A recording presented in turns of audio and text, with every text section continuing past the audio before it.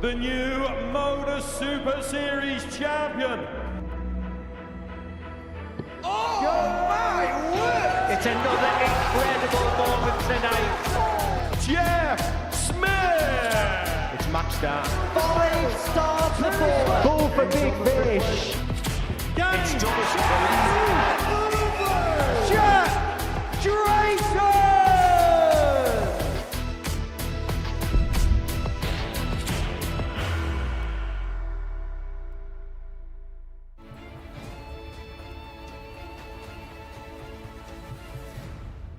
He needs the bullseye.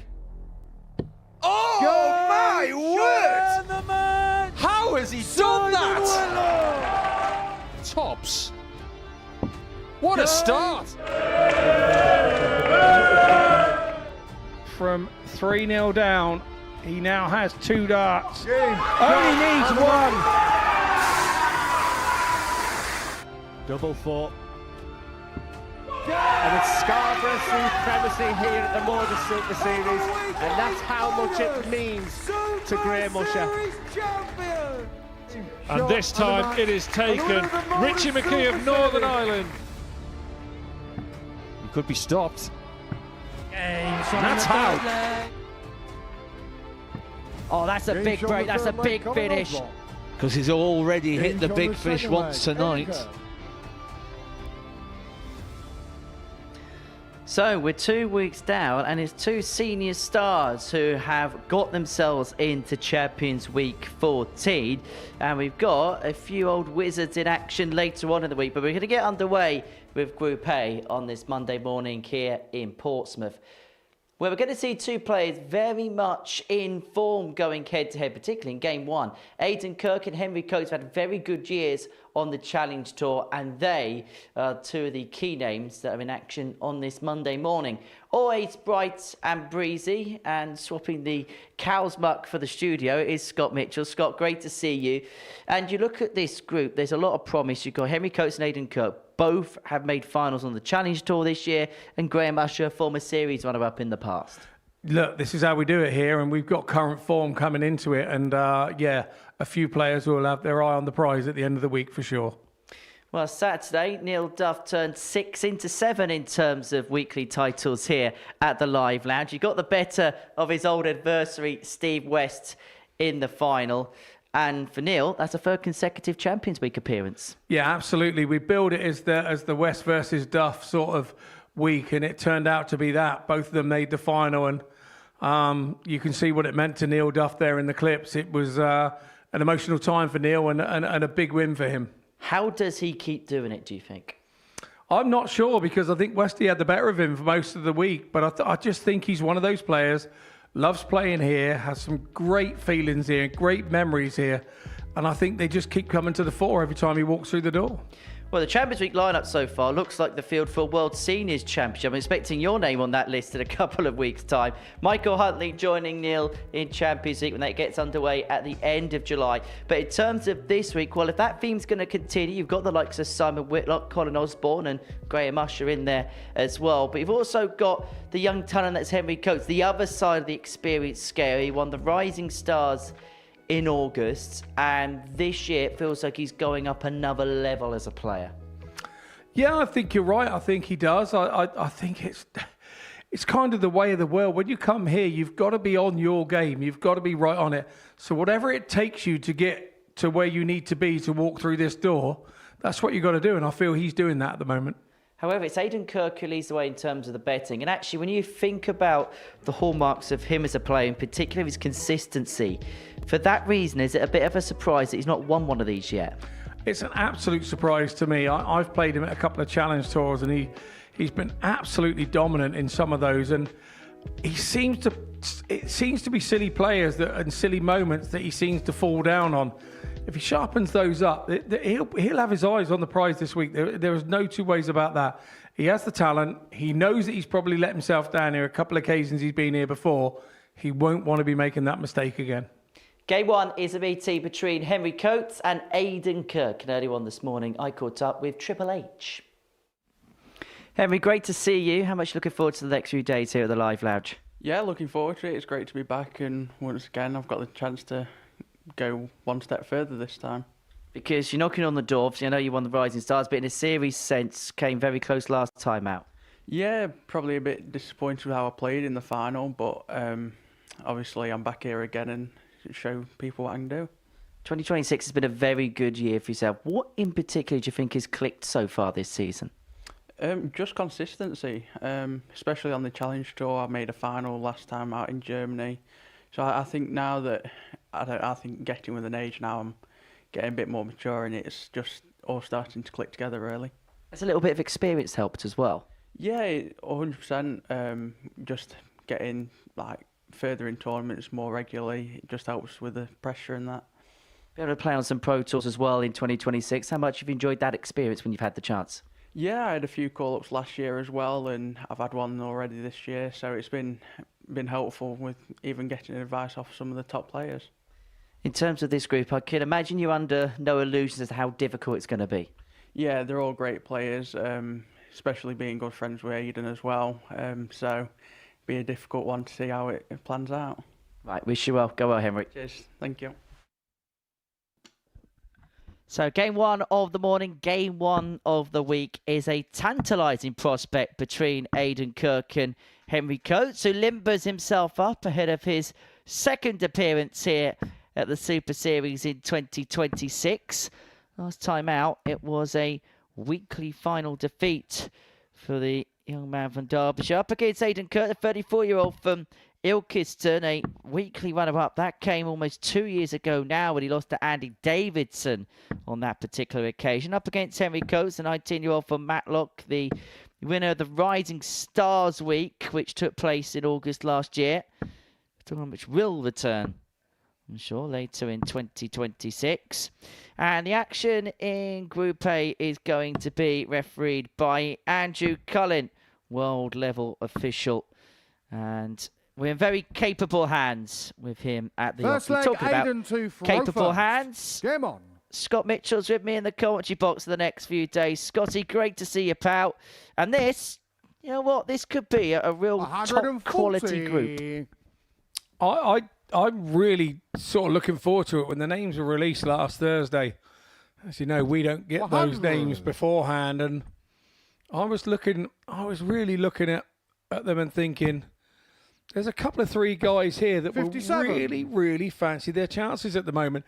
They're coming in with a bit of form, and a bit of belief goes with that, and confidence, and all of a sudden, life becomes a little easier here then, when you're coming in with confidence and you know exactly what you've got to offer to others. And two of those players coming in with that are right here in front of you now. They're right on our screens in the form of Henry Coates and Aidan Kirk. And I feel that they're both right where they need to be at the minute. And if one of those could actually seal the deal this week, it would just keep them propelling forward at the motion that they've been doing in 2026. Yeah, last time out, Henry Coates lost in the final of week one. That was to Steve Green. Aiden, you require 104. Looking to go one better. Both players, former weekly runners-up in the past. Kirk's not going to take out the 104 to get his campaign up and running. So Coates have a break 32. Opportunity here. Henry, you require 49 to win the opening leg of the week in 5 visits. 14 data, not a bad way to start for the young man. No, not a bad way to Second start leg, Henry indeed. To row first. Game on. He has a slightly different look since he was here last time. You know me, I like a different hairstyle now and again, and I'm thinking Henry Coates looking good. When's the Mitchell curtains coming back? 100. Probably towards the winter now. I like to do the curtains in the winter when I need to keep a bit of heat in my head when I'm outside in the frost feeding me cows. So, you 60. Know, I tend to take a hairstyle that suits the season. 140. That's right. When you get that haircut, when we get to Wednesday, we'll be getting you to do the permutations. Well, exactly. I mean, there's no reason why. I haven't tried the old curly 85. Top. I really haven't. I've never done that before. Maybe I should try It's quite trendy with the youngsters now, but it's quite trendy with me at 180s. And Aidan Kirk nearly put one in there to break straight back. Coates is going to need another treble. Super stuff from him. And you require So the 121. 1-2-1 for the break back is on. Treble 17. Treble 20 has 97. left this Henry, you 76 require under pressure for 76. Coates. To in hand at double 8, and that James is on the back-to-back second 14 leg. darters for the Henry young man Coates. to move himself 2-0 to the good. We said in the studio this morning, didn't we, Third that leg, Aiden we 2 think for this first. has Game got on. real potential. And the early indications are exactly that. 2-0 Henry Coates, and he has come off at the B of the bang. 97. He really has. He's hit the ground running, and he is super confident in his game at the moment. That's what's behind all 26. this. I'll lead you into a little bit of a secret. Before the interview, me and Henry were having a 100. little bit of a chat, and he said, don't quite know how Group A's go for me because I'm not really a morning person. Well, if this is him not being a morning 58. person, then the signs are rather ominous for the week ahead. Yeah, well, he also mentioned that, him and Aiden get on like a house on fire, so 135. it's probably one of the easier games of the hardest game to play is the first game of the day. There's no two ways about that. But secondly, it's all about being comfortable with your 95. opponent, and it's one of the most comfortable he'll be all week. Sometimes better the devil you know than the devil you don't. 57. Absolutely, I'm a firm believer of that. Well, Kirk has an opportunity to get himself back into the game. Still needs to find a break at some 90. point. Aiden, you require For 112. Aiden Kirk at the moment, you're thinking, young Henry, if you keep this up, fair play to you, you can go and win the game 4-0. But if you drop off what you're doing, these 14 darts, I've got to be there ready 29. to pounce. At the moment, Aiden is doing all of that. 65. Aiden's got to think that at some point Aiden, you his require opponent's going to 83. drop off. And in this leg he has, and to his credit, I know it is on throw, he is taking full advantage of it. And they've got to 58. find the ball. Henry, you But require if Coates is going to make it 167. free zip, and he's a 167. And the fact that he went for the ball, he feels that Henry can get this. That's why he went for the ball. Everybody's probably looking and going, hang on a minute here. Aiden, you Right call require there for 25. Kirk. We're seeing it more and more these days. Players deciding to play the percentages on those types of shots to opponents James on the third on leg. big finishes. Aiden Kirk. But why do you need to do that when double 8 is a profitable double anyway? Fourth leg, Henry Back to 2 for 2-1. first. Game on. And Coates, who got the break in the opener, has to cash that in here. Good to see he's taken a bit of feedback on 137. board. New nickname now, Triple H. There's only room for one Henners in this building, Scott, as 81. you well know. Absolutely.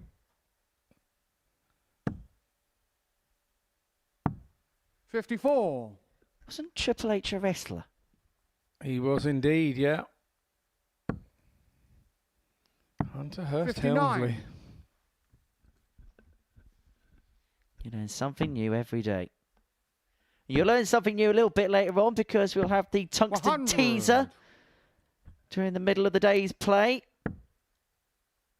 Gonna have some fun with that. 60. And if you want to get in contact as well, you can too via our social media feeds. We're at MSS Darts on Facebook, X, Instagram. Any comments and observations, any questions potentially for 94. us here in the commentary box, we'll endeavour to answer as many as possible as the day moves along. Coates looking at 59. 116 here to Henry, you move require two 116. clear and one away from victory. It's been a real bright start for the Rising Stars champ. And he's going to 92. put himself in a very good position. He's got double 12 remaining to get himself 3-1 up.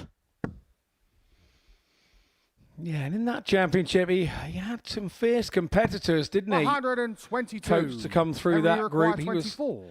again, you could say that was kind of the start of the turnaround, the confidence coming No his score. way.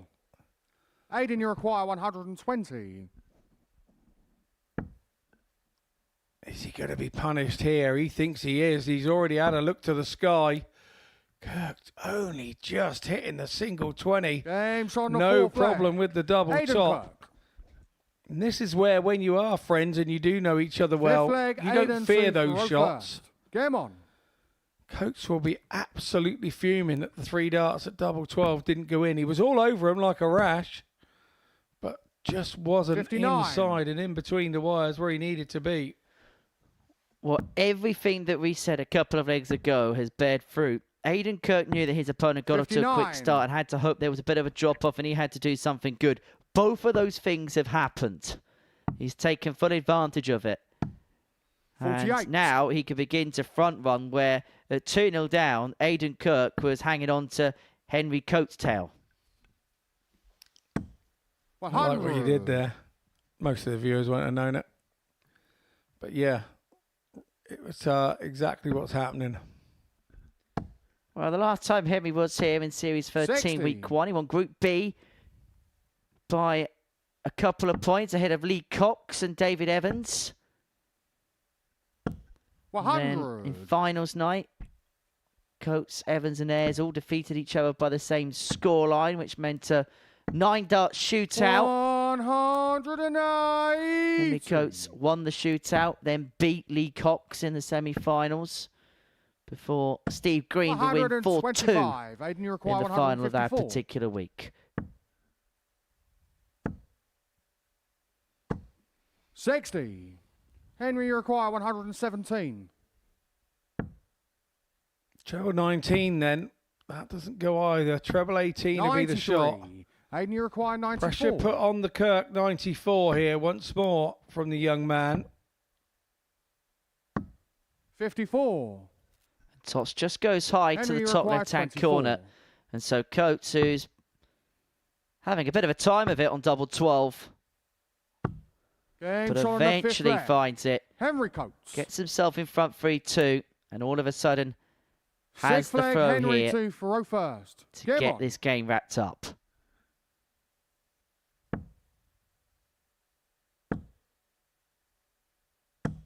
Mentioned both players have made finals on the Challenge Tour in 2026.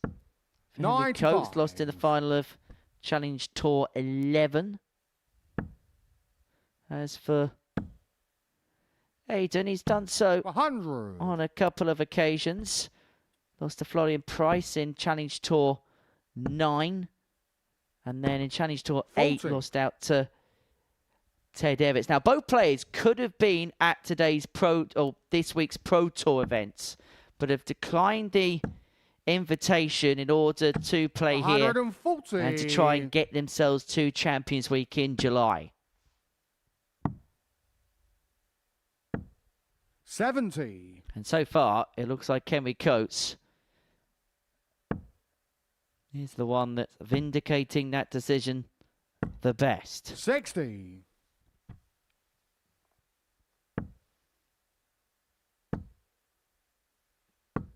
60.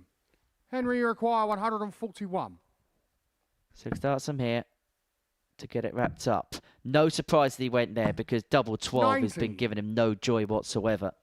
Yeah, sensible from the young man. Thinking about switching and moving. 140. Henry, you Pressure require 51. asserted. It's all about Coates down this 51.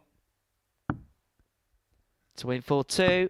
19. And Aidan Kirk's going Aidan, to you get require a 96. look at this 96 to take us the distance. 2 and out of double 18. He's only had the 120 in this game. He's not going 78. to add the 96 to the mix, and that could be Henry, the you last require dart he throws. 32.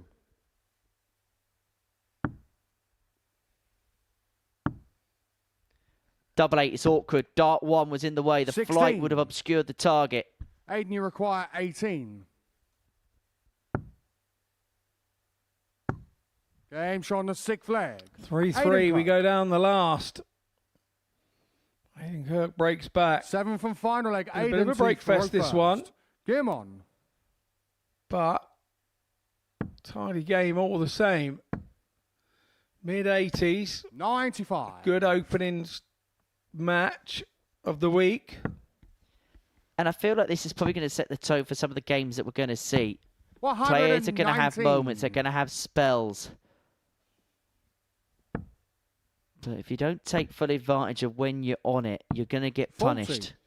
You're absolutely right. I remember my father used to talk to me about, used to watch late side games and players having purple patches in the set play where 42. they'd have 3 or 4 legs that were untouchable and then they'd drift off and then that's when you've got to jump on them. And similar things happen here between games.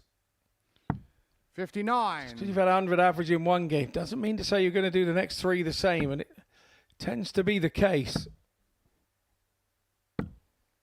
108. Well, Henry Coates is on a finish after 9 in the last leg to side it.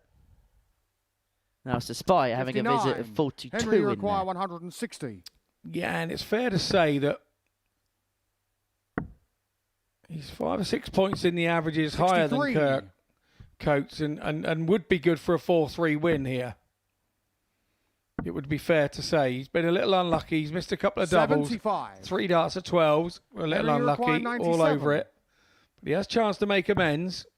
And it's right here and right now. Game And shot. make amends And he a match. does. Henry Coates. Henry Coates brings this one home 4-3. A real good encounter to start our Group A campaign this week in week 3. There you go, 88 for Henry Coates, 4 from 14 on the doubles. Good stuff from him. When we return after the break, it's Graham Usher taking on Giovanni Matthee.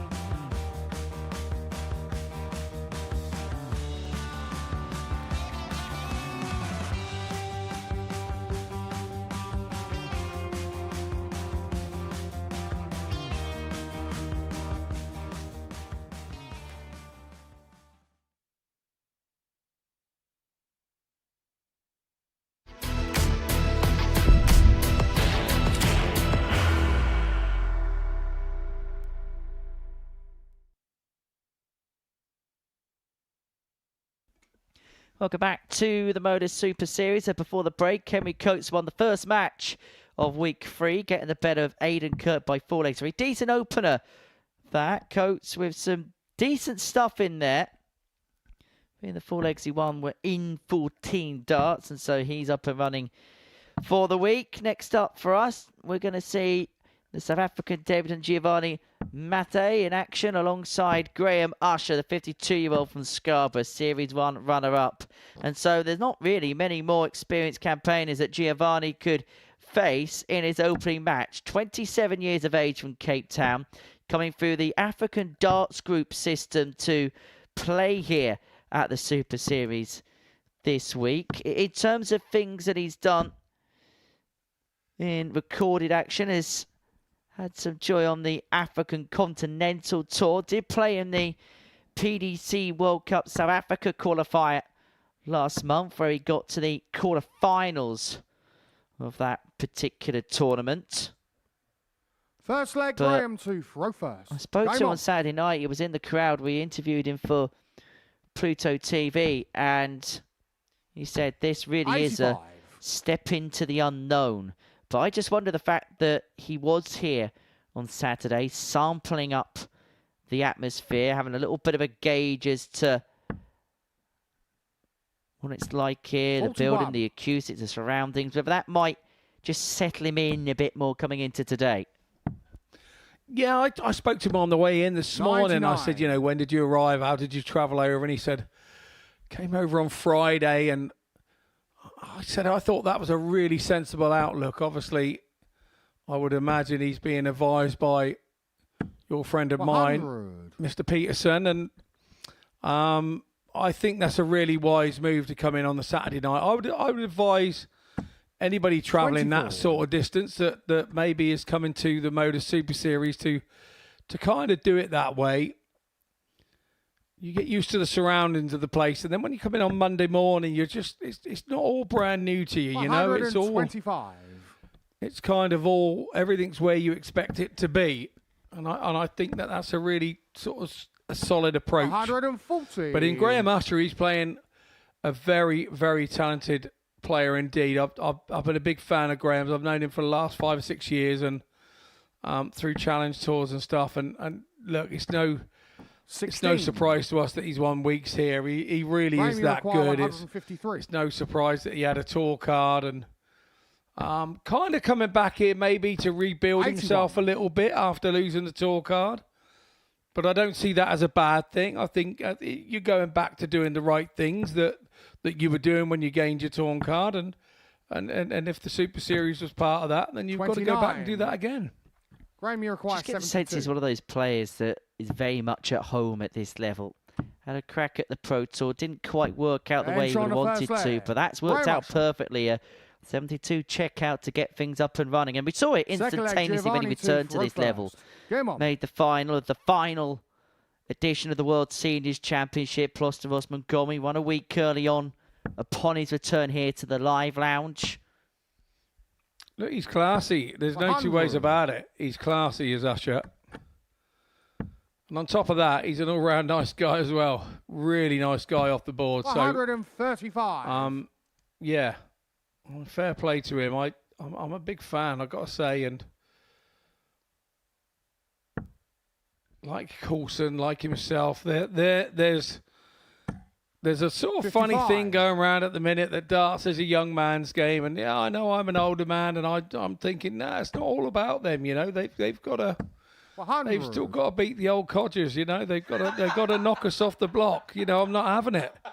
I'm not having it. You know, there is still a place for us in the game, and some guys are playing some really good stuff. So you know, let's not write us off. Let's say that, you know, there's a bit of experience out there is as good as being youth and exuberant. Scott, you're talking rubbish. The average age of 99. Champions Week's about 51. It is at the moment. Yeah, absolutely. Granted, it's only 2 weeks, but a stat is a stat. And I'm sure Graham Usher, who is over that threshold now, 25. will be hoping to Graham, you keep require up 167. senior superiority at Super Series 14. 59. Trying to think if we were to have a fully senior Champions Week, who else would we need to qualify? You've got Usher, Whitlock and Osborne who could do that this week. Steve Beaton. Yeah, You? very true. 140. Well, yeah. Graham, you require I've got to make a 108. Saturday night first. Last twice I've been here, I haven't managed that. So that would be the aim. 68. Well, Usher Giovanni, misses require tops of the 108. 56. And so Giovanni here, looking at 56 to level this game up. He's going to get 2 in his hand at double 4. Now 2s. 52. Now he could find himself 2-0 down. Graham, you require 40. He could indeed. Game shot on the second leg. Graham He Usher. does indeed. Usher makes no mistake on double 10. Third leg, Graham to throw first. Statistically, the Game best on. double for a left-hander, except Scott Campbell, who confesses to hate it with a passion. 140.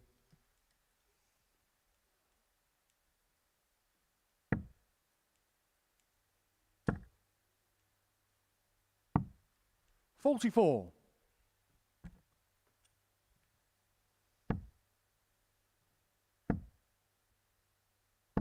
100.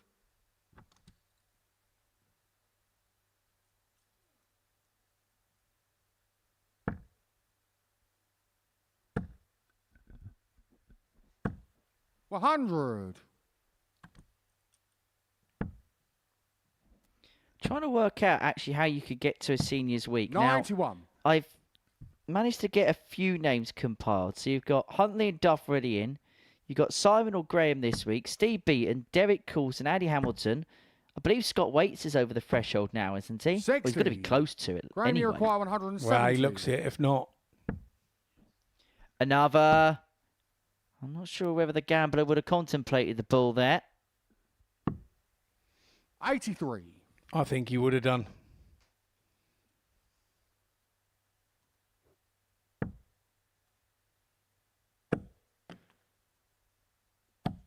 $120. Graham, you require 87.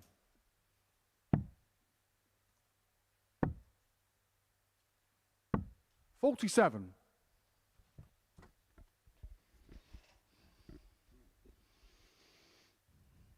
Matthee back on 177, treble 19 would have left it handy Graham, you here, require but 40. it's all relying on what Usher does, and Usher Game shot on takes out the third tops. leg. Graham A Usher. 3-0 win. Giovanni leg, didn't know Giovanni what to to expect first. before we Game on. started this match. He certainly knows what's coming now in the form of Graham Usher for him for the rest of the week. Right, I think I've got it, Scott. 40. This would be, I think, the best possible over 50s Champions Week lineup you could get. Huntley Duff, of course, already in. 121. Whitlock, Beaton, Coulson, Hamilton, Waits, David Cameron, Leonard Gates, Richie Howson, John Henderson, Andreas Harrison. Yeah, not bad. 100. You're not going to turn your nose up at that particular lineup, are you? No, you're not. Thanks for leaving me out. That's because you're going to be in the commentary box. 80. Oh, yeah. Got to have some seniors in here as well, haven't you? I'm not going to say who else could sit next to you in the commentary box because I really don't want to upset anybody else. 125. By the way, I forgot to put Trina's name in there. She played some fantastic stuff at the weekend at the Tour Championship. 58. Yeah, our commentating padre. Yes, she did. Super pleased for her. Really, really am. She's one of my oldest mates in the game, and 125. yeah, she's throwing some great stuff at the minute. So pleased for her. 140. Giovanni require 111. 111 to keep himself in the contest. Had a couple of darts to level the game up at one apiece. He's not going to get another one to save it now. 41. And so Usher to bring this game to a Graham, close. you Could be require one of his 102. hallmark ton plus finishes to get this game wrapped up. Double top. Game shot. In it and a goes. match. And that is a Graham 4-0 Usher. success for Graham Usher. Average in excess of 91. Doubling really good as well. 4 from 6 on the outer ring for him. And wrapped up, finished off with that 102 checkout. He gets the better of the South African Giovanni Matthee by 4 legs to 0.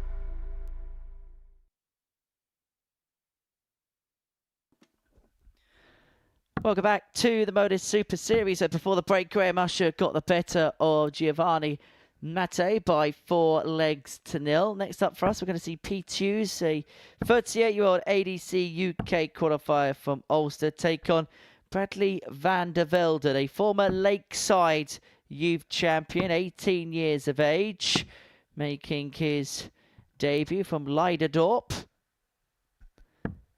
Now, he won the Lakeside title a couple of years ago. That was in 2023.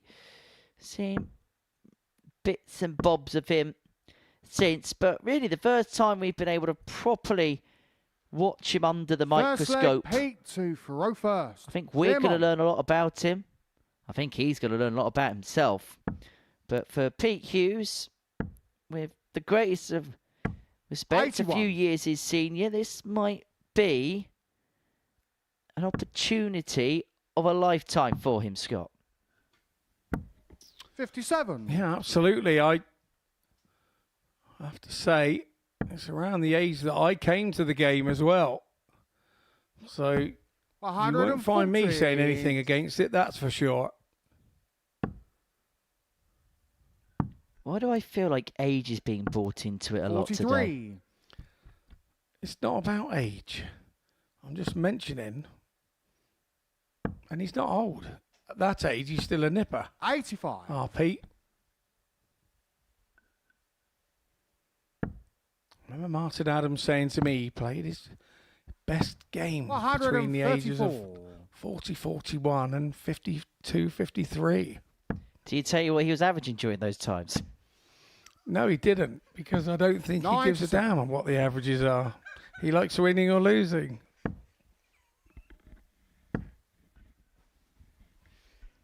Hughes looking at 98. 59. This has been a real solid start. 98. Well, a 2-darter after 12 on throw in his first leg on the big stage. Triple 18 foul. What about the double 12? 86. On the inside, but he has got plenty of time, has Pistol Pete. 140. Peter required 12.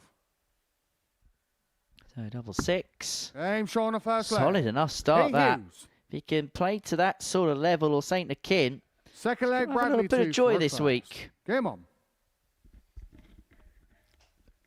Yeah, that's fair to be said.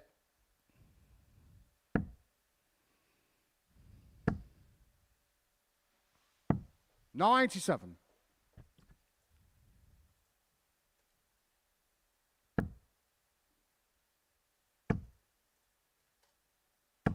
$140. In terms of recorded stuff for Pete, there's bits and bobs, and the only real full guy we have is a UK Open qualifier, which dates back to the 85. beginning of February. The numbers, has to be said, a little bit hit and miss. Did get to the final of that UK Open qualifier in Coventry and lost to, well, a player 88. we've not seen here in a while. Very much a maverick. Daniel Lee. 140. The man whose approach to some Bradley things required made you feel 136. sick. Didn't he hit treble 16 just to 96. leave 170 once? Pete, you require I believe he's 136. done varying things like that in this room.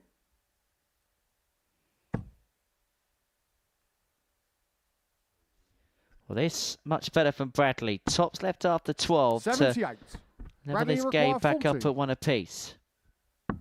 Game shot on the second leg. Bradley that- van der Velden. 13 data.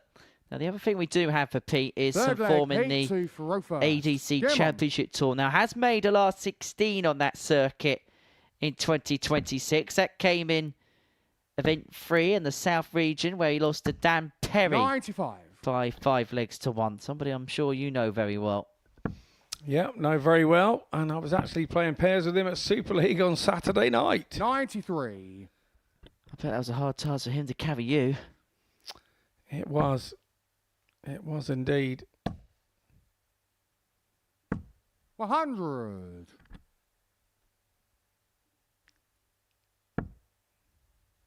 We did win our match, 2 straight, I will have you know. 58. But yes. In terms of Bradley this year, did play at EUQ school, got through to the second stage.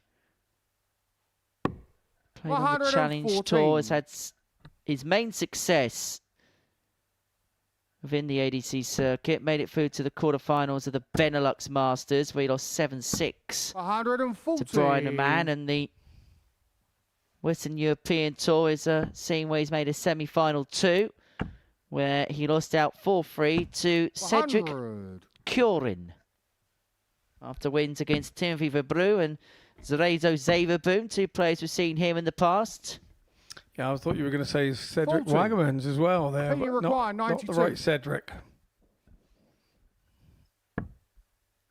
We call all the spiders in our house Cedric. I don't know why.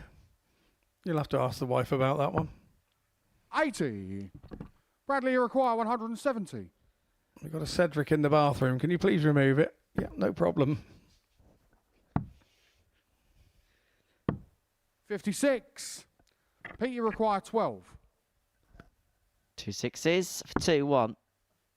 Down for double 3. 6. Bradley, you require Opportunity 114. missed, but is Bradley going to punish into the hilt for it?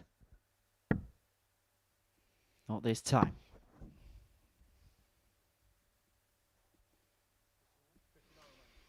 Yeah, 59 left, so single 19 will lead the top. 74. Pete, you require Hughes 6. on double 3. You feel his first start here. Oh, split. What a good split indeed. Pete Hughes. I was saying I felt the first start was important. Well, there's no more important than if you're going to split, making sure you hit the 2. And Pete Hughes doesn't look out of place up here, does he, on the big stage? Not at all. Actually, when you think about the way his darts stand up to the board, that single 2 is perfect because actually it makes the target area a little bit bigger. What I mean by that is because it stands up like it was inviting just a drop in off it, and that was exactly what he did with the second dart, and that is his first 180 on the live loud stage. 60. We knew he had it in him. We've seen a couple in his practice throws, hadn't we, earlier? He might have more. 100. Once again, Henry. Once again. Oh, but it's okay for everybody else to call it after dart 3 then, is it?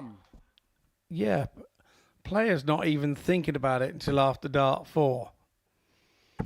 You hit the first 180, you're not even thinking about 60. it, you throw again, and then you hit the fourth treble, and you go, ooh, 9's on here. And then the next 5 are very difficult after that. 98.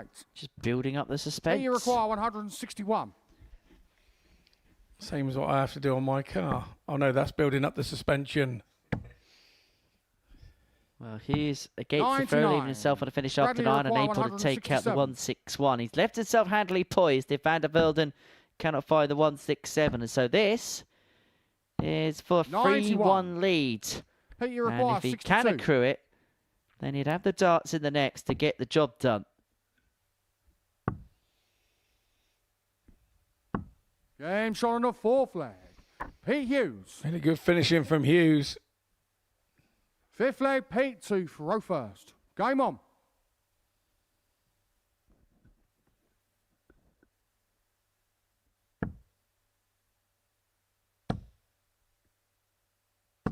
$100. Tidy contest this, in keeping really with what we've seen all morning long. Been a really enjoyable first hour 60. or so to our week 3 action here on Pluto TV. Hope Connor Scott's 60. getting some commission for that scallop dart that Pete has. I think it was a Whitlock before it was Connor Scott, 57. actually. Should be ironic because he might well play the man whose equipment he's using. Very much so. That thought had crossed my mind when I did see the barrels initially.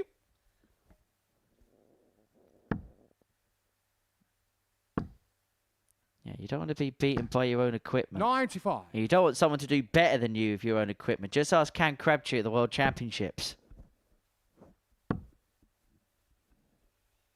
He couldn't win his set.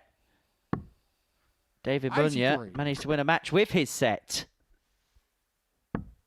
Hi, Cam, if you're watching, pal. 100. Probably still in bed. Pete, you require 118. 118 and 6 starts from here to complete a 4-1 win. Double top. 78. Just higher the mark, but this has been a really encouraging display. Averaging 92.5. This is some effort on debut here from Pete Hughes. 99. Pete, you require 40. And this to put the seal on it. It's double 10. Well, that was a really good debut performance from Pistol Pete Hughes. He gets the better of Bradley van der Velden by 4 legs to 1. Average in excess of 90. And if he can play to that kind of standard for the duration of the week, he's going to have some tangible joy. Really good first round of week 3 here at the Live Lounge in Portsmouth. Round 2 gets started with a meeting between Henry Coates and Graham Usher. Hang on to your hats.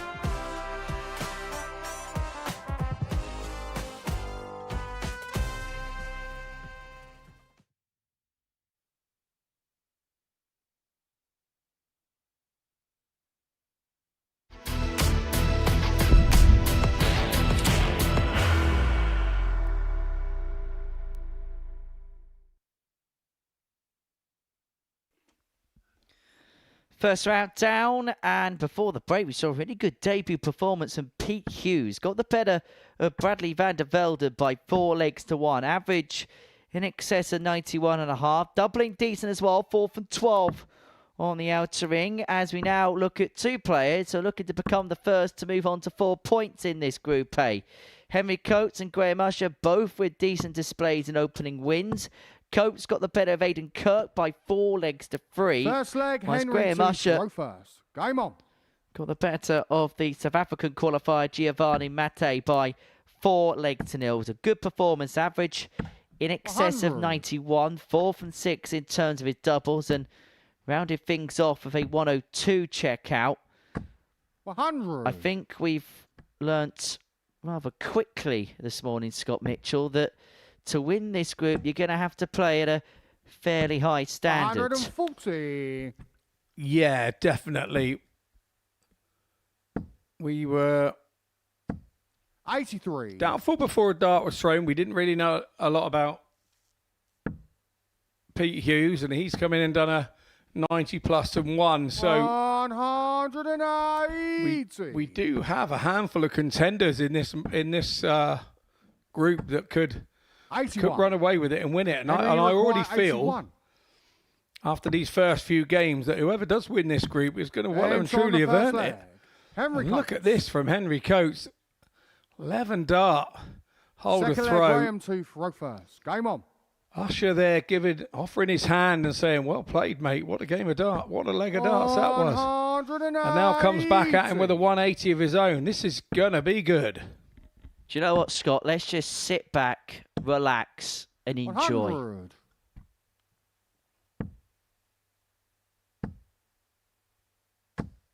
100. Sit back, relax, and enjoy.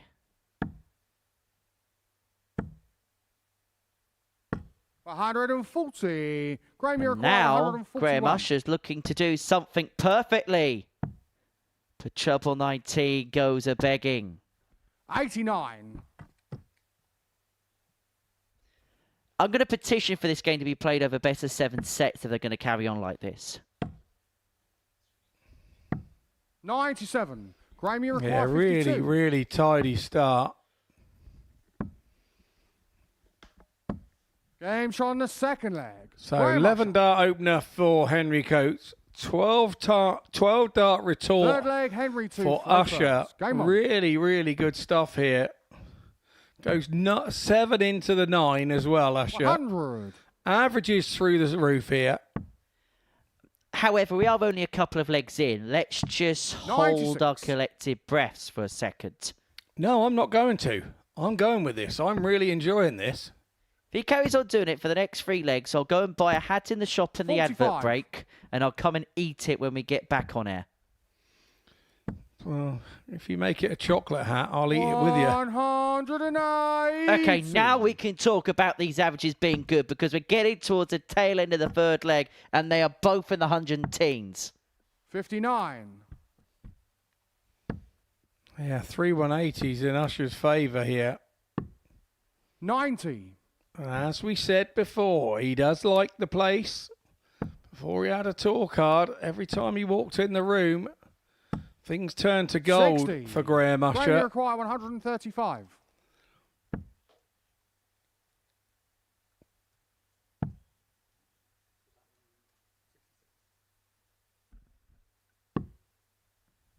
Oh, really nice 119. bullseye for 66. Very nice indeed. And Usher once more has left himself a double after 12 darts. 100. Not Graham, you too require shabby at 16. all. Henry Coates has done nothing wrong here. Game shot on the third leg. Graham Finds himself on the tail end of an hour 13 darter from Usher. Fourth leg, Graham to throw first. Game on. This is, even at this early stage, turning into one of those all-timer type of clashes. 42. Get rid of the averages, it's poor. 137. I usually heard the word Usher. I usually say, yeah. 100. Don't do it 3 times.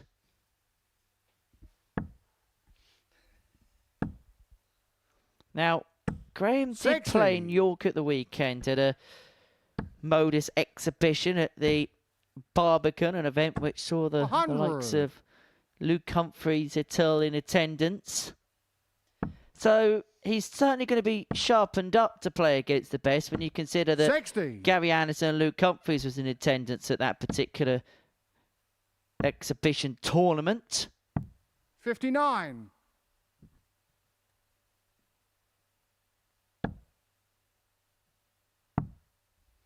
I played at the Barbican. Really nice 90. venue. More known for snooker. Hosted the UK Championship, or still does, doesn't it? Yeah, you got dusted up by your old pal Hoagie, didn't you? 60. Yeah, by the odd leg in Henry the first Iroquois, round up there. Yeah, 154. in one of the World Seniors events. 90 plus average again to get beat. Was enjoying myself then. 58. Graham Iroquois, Well, Henry Coates is 140. averaging 96, and he may well be 3-1 down, but Usher's not going to find the 140. 43. So Coates here looking at 96. Henry Iroquois, 96. To get the break back and to level this contest up. He's going to get 2 in his hand at double 18. 78. Graham Iroquois, 97.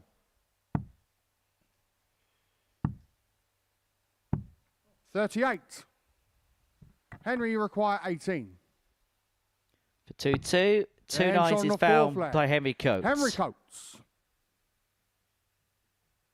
Fifth leg, Such Henry a to throw promising first. Game young on. talent. Somebody that's been on our radar now for a good 5 years or so, was touted as a very good 100. teenage talent, and now making the initial steps into the senior game, the men's game. 100. Seen some good stuff, as I say. Challenge Tour finalist this year. Has played a couple of games of the Pro 91. Tour this season. Winner of a Dev Tour title to boot. The thing we have now with these younger players coming through, and I mean, I've talked about it earlier about how the younger players, it's becoming a younger person's game. It's the amount of experience that they've got with the 100. amount of youth competitions that they can play in.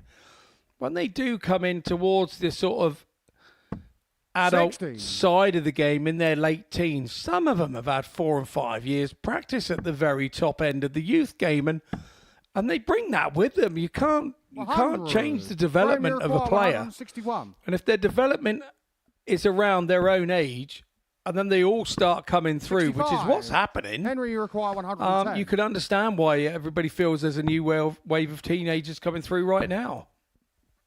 Doing extraordinary things, And just on like the taking fifth out leg, 110 Henry finishes. Coates. 3-2 Henry Coates, and this really is a humdinger. Sixth leg, Graham to throw first. Game on. 5 180s, both running mid-90 averages. 6 180s. The stats are being updated as I speak.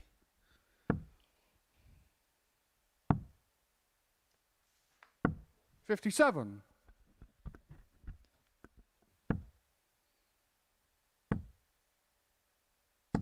$60.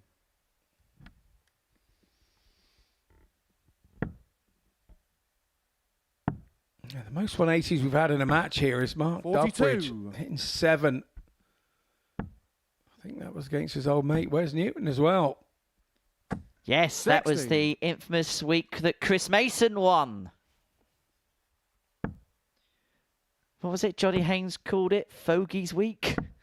94. Fogey's Friday, I remember him calling it at one point, yes. 41. Young Johnny Haynes, I hope you're well, mate.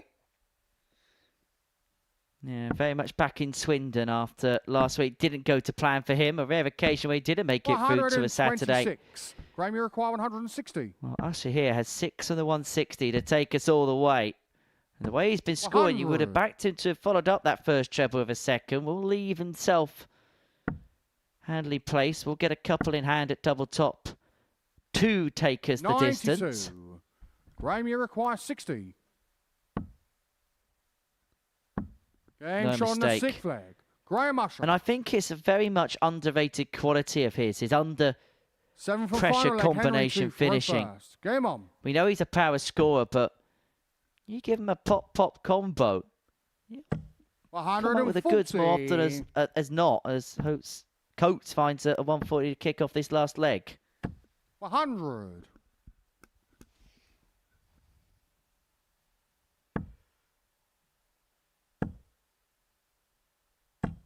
Backs it up. 140.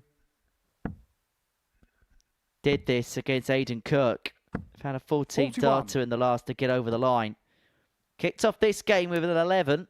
But he knows if he can get this wrapped up in 5, he is going to cross the finishing threshold. He's on a finish, and a handy finish after 3 visits. 60.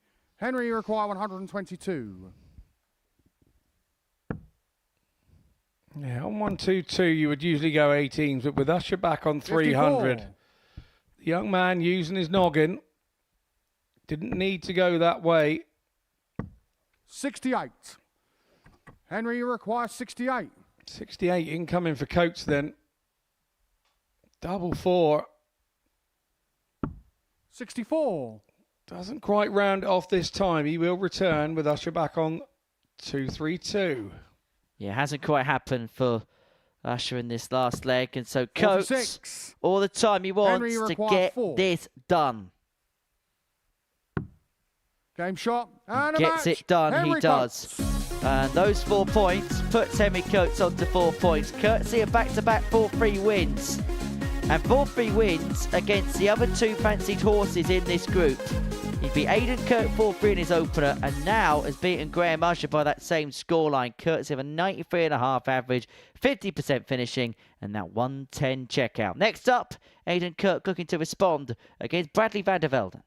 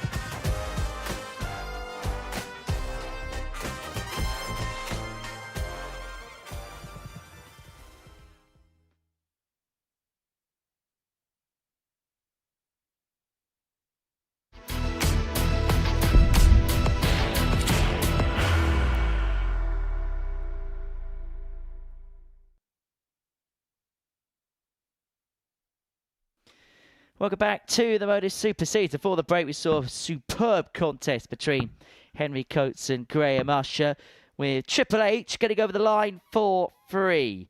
Game number 5 is a meeting between Bradley van der Velden and Aidan Kirk. 2 players looking to get their first points on the board following defeats in their openers.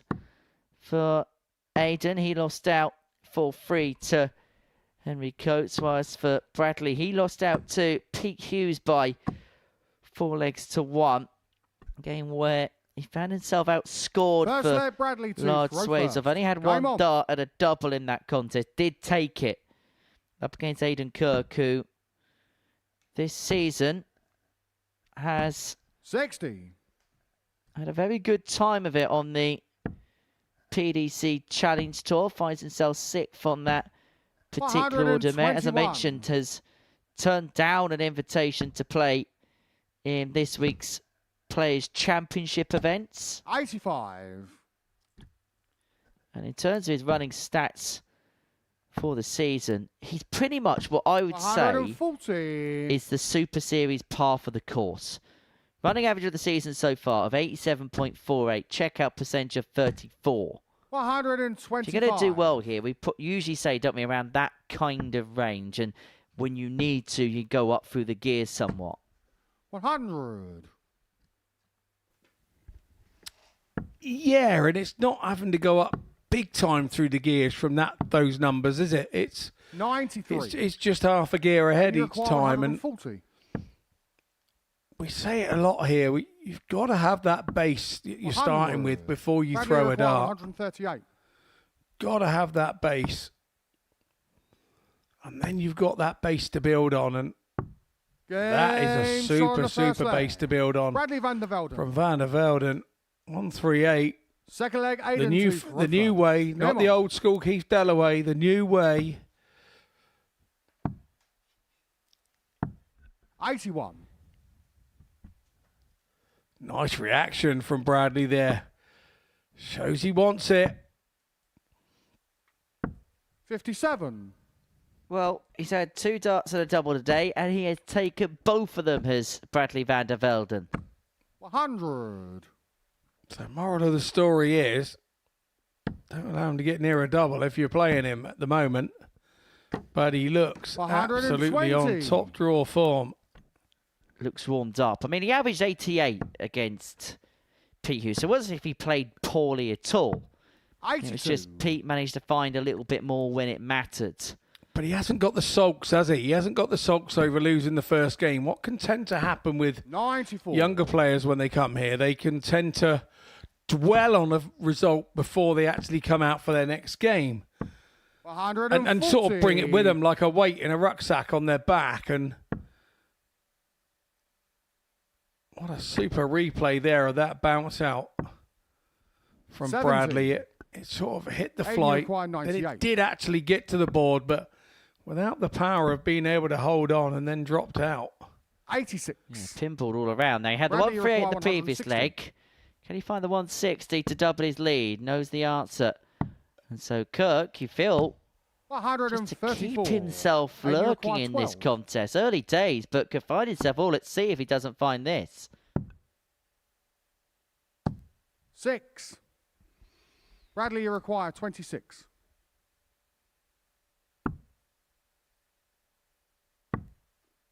No score. Oh, he's busted by going wide, straying into the single 12. 6. This is a reprieve for Aidan Kirk. He's missed 4 darts already to win this leg.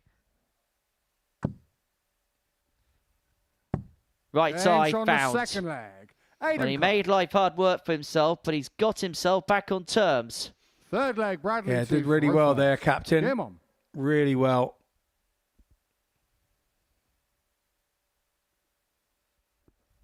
In terms of Aidan's season, I'll just 57. have a look at some of his stats over the last 12 months or so. 60. And if you want an indication as to where Aidan Kirk is, 63% of the legs that he's won 60. over the last 12 months have been between 16, 17 and 18 darts. It's outstanding. Absolutely outstanding. 58. However, there is a big difference between that and then 5 visit range, because less than a quarter of his legs have been won in 13, 60. 14 and 15. Which means at Challenge Tour level, you can win a lot of games doing that, but sometimes you're going to have to put your foot on the turbo if somebody finds just a little bit more. 93. Yeah, on the odd leg or two. That's exactly the way to put it, Henry. That's right.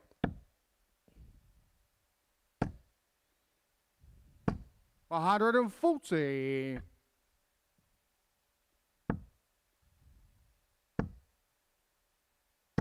I have to say, I've thoroughly enjoyed this morning's action. It's not a game I haven't enjoyed so far.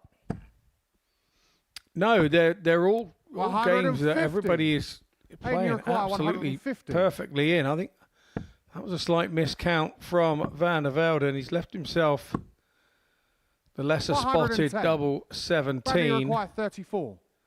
Going to have to go for it, I think.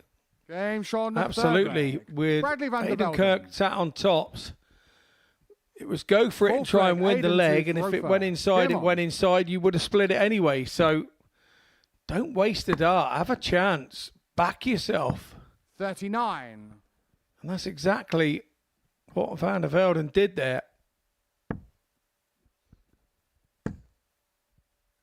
Well, they don't hand out 100. World Youth Championships like confetti at a Greek wedding, do they? They tend not to, no. 100. The Irishman Adam D in the final at Lakeside in 2023. 57. You were there for it, weren't you? You were there in a commentary capacity. I was indeed, yeah. 96.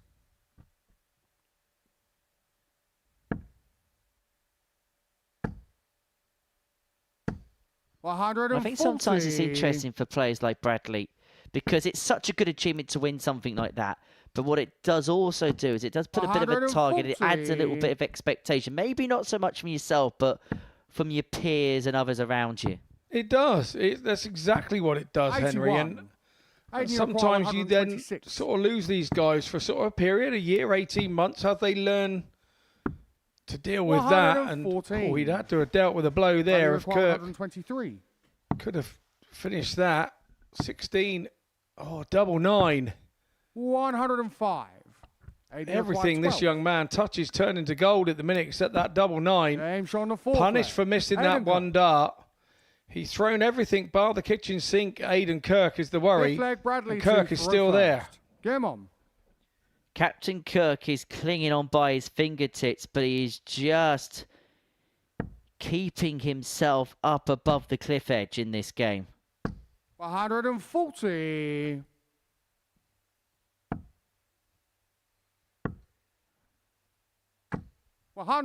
This group is brewing. Let's just hope it's not a storm in a teacup. 57. Because there's an indication that somebody is going to go absolutely stir crazy at some point. 93.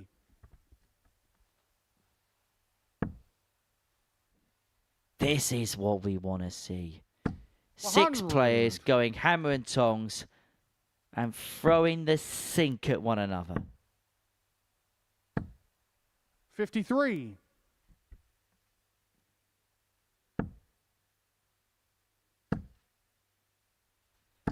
$140. Really nice match on the eye, isn't it? 140. Bradley requires 64.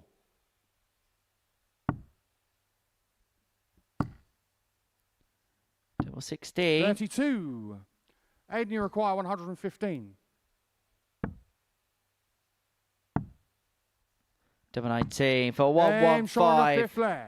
And that's Aidan his Kirk. second top of the day, following on for the 120, which Sixth he got leg. Aidan in his opening defeat to Henry Coates. A ton plus check out apiece, and importantly, it's a breaker throw, which gives Aidan the darts to get off the mark. Remember, both players 137. lost their opening games earlier on this morning. 99. Fair to say, Aidan's far from rusty on the old bicycle. 97. Rusty, the old bicycle, the name of a book which he has published, a book which I do have a copy of. 140. That was a Secret Santa present a couple of years ago.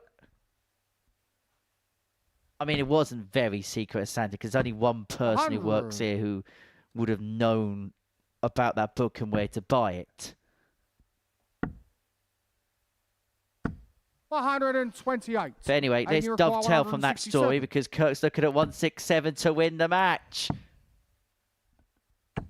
99. Not going this Bradley time, but require significant 134. pressure on this Van der Velden 134. Or is it? Ooh, not quite. 58 left then. 94. Turns the Aiden pressure back requires over to 68. Kirk. Can the captain handle it? 28. Tops of the match. One match start goes Bradley begging. require 40. And so Van der Velden with an opportunity to take us all the way. Double 10. Fives. Game shot on the Into the sixth top leg. corner and we go Bradley all the Van der way. Velden. And this, the third game in 5 this morning to 7 from final have leg. got Bradley all the to way for to a row last first. leg Come on. decider. Both players averaging in excess of 90. Van der Velden, 93.5. Aiden Kirk, 92. 40. Few missed darts at double apiece. So we've had that beautiful mix of excellent stuff mixed up with a couple of misses 121. here and there. It really is edge of your seat stuff. 96. No lag with these two. 93. Van der Velden though needs to make a move. Kirk 99. is just beginning to get some joy against the throat. Yeah, he is. And that is timing of 180. impeccable sorts from Kirk. First max of the match of his last scoring visit of the contest. 134. Took out the 115 to require lead 3-2. 107. Is he going to take out a 107 to win it? Is still on. 86 left. Triple 18. Gets it. Double 16 for the match. 75. He's now had darts in 2 consecutive legs Bradley to win require this contest. 132.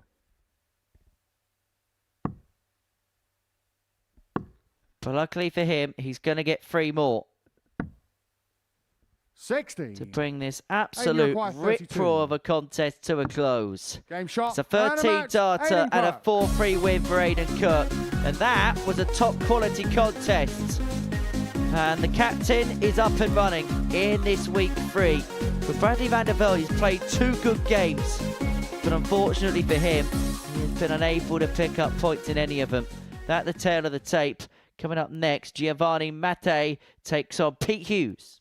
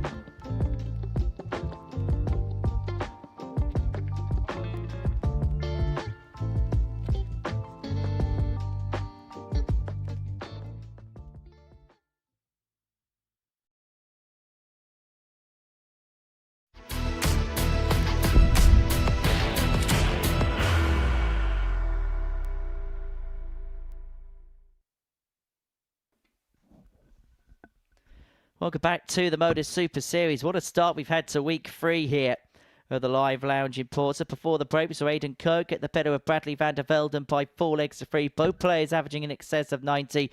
Both players with a ton plus finish, but it was Captain Kirk who prevailed.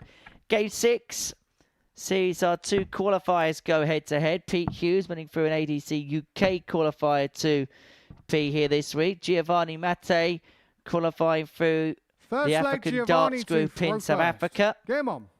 For Pete, he got off to a rather productive start.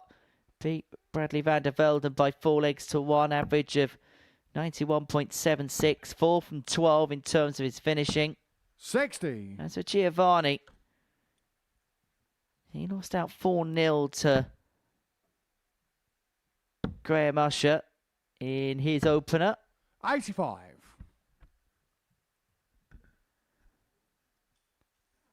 And what he won't want to do is go into his having lost 2 out of 2. It is a big step. 100. That's a Pete Hughes. There was so much to like about that 42. opening display. I suppose the big question is, can he back it up? Yeah, that is the question, without doubt.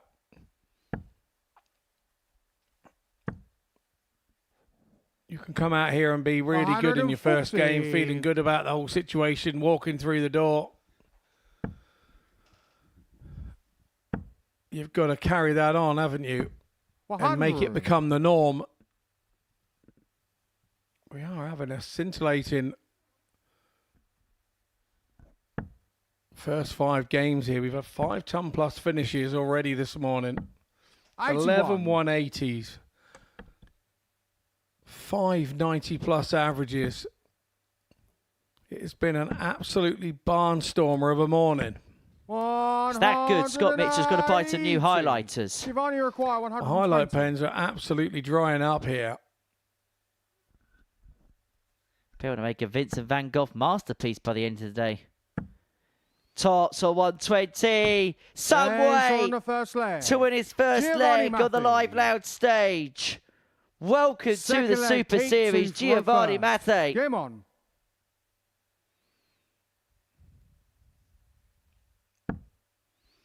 Yeah, really pleased with that, and he needed it at the time as well. 140. Hughes comes straight back at him, no messing. Really good stuff from this pair.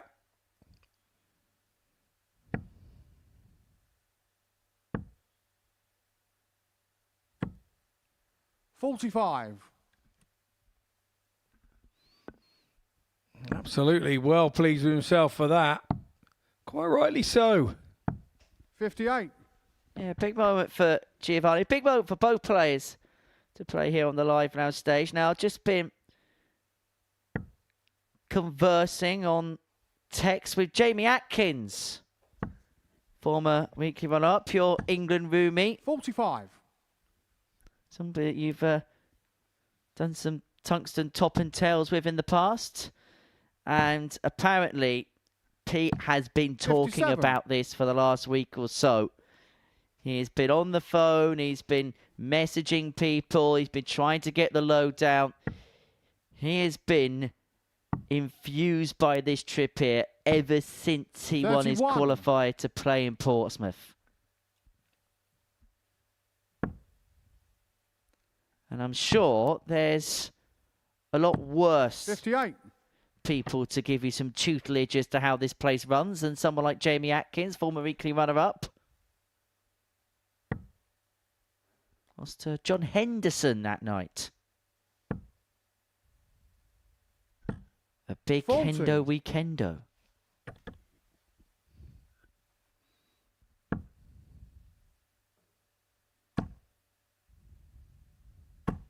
100.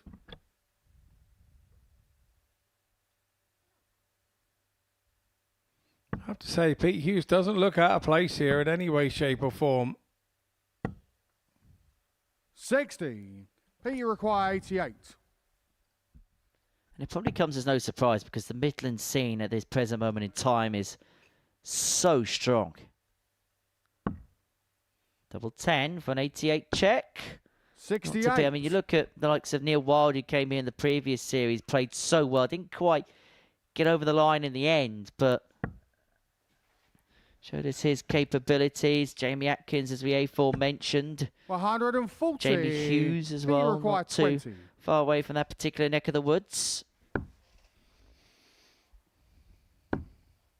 Game shot on the second But it's leg. another Hughes, Pete Hughes. Hughes, who squares the game up at one apiece. Third leg, Giovanni to throw first. Game on.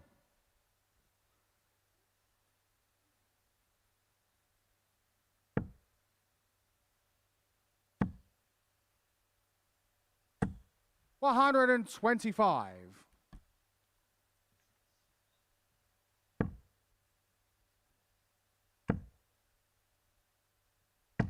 95. Come the end of this game, we would have completed the first 2 rounds of fixtures on this Monday morning. 140.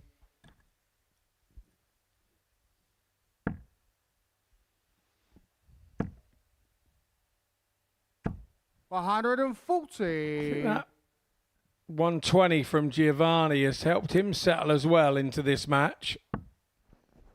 There's something Tony O'Shea-esque about that action for Giovanni. Now, it doesn't bring it back to the 60. shoulder as much as the Silverback did, but it's such a clean, fluid action. 99. He's keeping a lot of darts straight, but he hasn't really been able to find that scoring prowess, with the exception of that 120 check on a consistent enough basis so far. 60. Pete, you require 167. A chance here then for 167 for Pete. Not going to go this time round. Tries to force the dart round the corner. Ends up with a 1 and then 22. follows it with his last Giovanni, you dart. require So 116.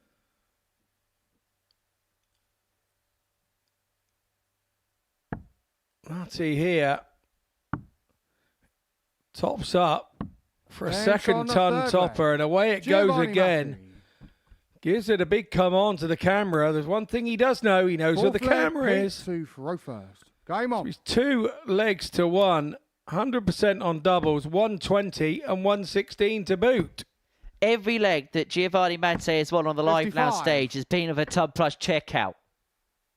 I know there's only been 2 of them, but it sounds like a good stat. Well, I like it. 85. There's no doubt he could play, and he's going to cause problems throughout the course of the week. I get the early indication, though, that 140. consistency might be the one thing he needs to find if he wants to propel himself up the table. I get the sense that the bits we're seeing so far are going to be in fits and starts. 140. But the good bits are good, of that there's no doubt. Boys average up to beyond 88. Those 2 tub plus checkouts maybe knocking the stuffing out of Pete Hughes, who got off to 45. such a productive start in his first game against the Dutch youngster Van der Velden.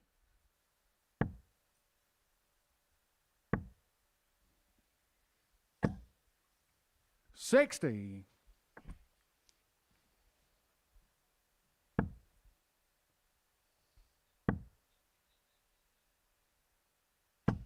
45.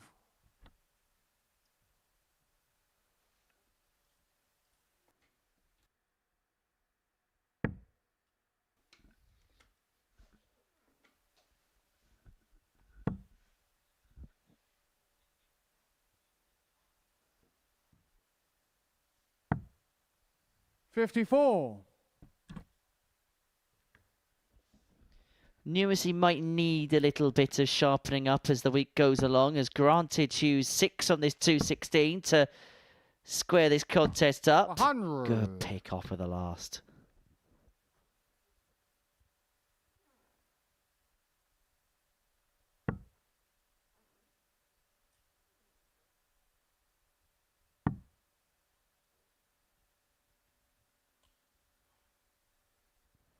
.62 scored, so ton left. 82. P, you require 116. Oh, Giovanni found the 116 in the previous leg. Is Pete Hughes going to respond in kind? Going to find a way through with dart 2. Yeah, really unlucky that. 60. Still trying to get round the side. Giovanni, you require 80. Double 20 for double 10, probably the chosen route here for Giovanni. Single 20 for tops. His darts go nice and flat, so it won't be in the way. Game shot enough. There you go, once again. Giovanni Matthee. Can't question him. 5th leg, Giovanni to throw first. Game on. 3 darts, 3 legs, 3 doubles. Give him an opportunity he's going to take. Simple as that. Now has the darts in hand to win this game 4-1. 59. And to get a momentous win for him on this stage.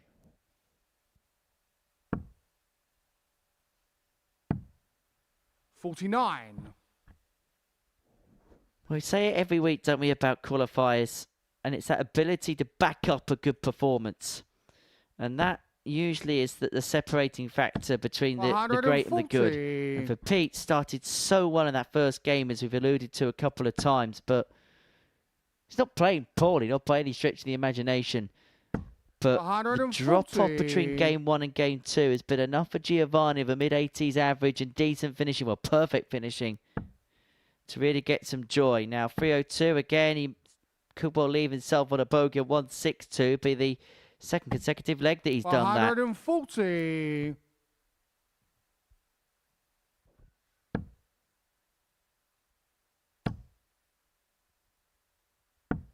$134.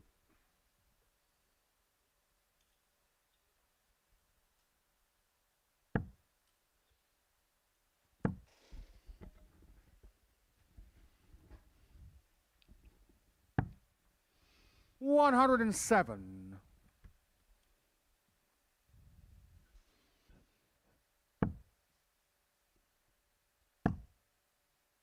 Hughes would have been wanting a 140 58. there. Giovanni requires 55. The 120, should he get back? But Matthee here, tops for the match. Game And you shot. have to say And he's the earned match. it. Giovanni Matthee. Really good stuff from Giovanni Matthee there against Pete Hughes. Really, really good stuff. And he walks away very pleased indeed from this one. As you would. 87.5 on the average. 4 from dive hive on the double. Very, very impressive. We head into a short break. And on our return, it's Henry Coates taking on Bradley van der Velden.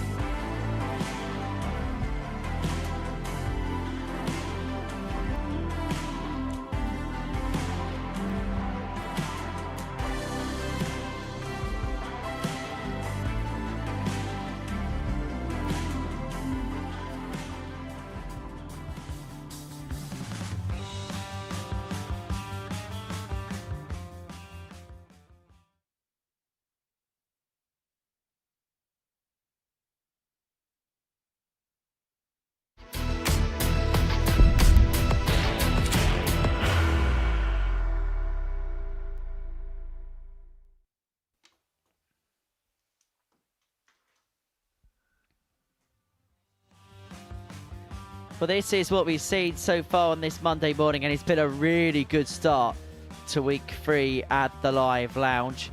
For the break, Matthee got his first win of the session, a 4-1 success against Pete Hughes, but so far, well, it's just like another day at the Super Series. It's all about Henry, because Coates, with 2 wins out of 2 against Aidan Kirk and Graham Usher, finds himself at the top of the Group A table.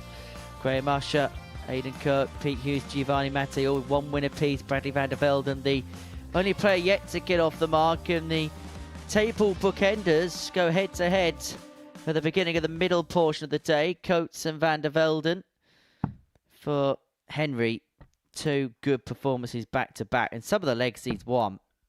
He's had 3 14 darters in his opening inning against Aidan Kirk. Had an 11 darter in the opening leg of his second game against Graham Usher. As for Bradley van der Velden, he's not played poorly at all. Running averages of 88 and 92. First leg, Henry to Had a throw 138 checkout against Aidan Kirk, but on both occasions has found himself on the wrong end of the scoreline. The way he's got to think is if he carries on playing to that level, at some point something's going to stick. But it's very easy for us to stand in an ivory tower and say that. 55. It's a very different thing when you're hoisted aloft on the big stage. 58. Yeah, 100% agreed. The concerning thing for the Van der Velden fans here is he's yet to have a win, and he's averaged 88 and 92. 108. He mustn't let his head drop. He's got to continue to do that, and the games will come to him. I'm a firm believer with those sorts of averages, the game will come to you. Combined age of 37 on that hockey. 134. 19-year-old Henry Coates up against the 18-year-old Van der Velden. 50. Bradley Andrew Culling is the oldest man on that stage by a couple of years. Well, it's more than a couple, but I'm not going to embarrass him.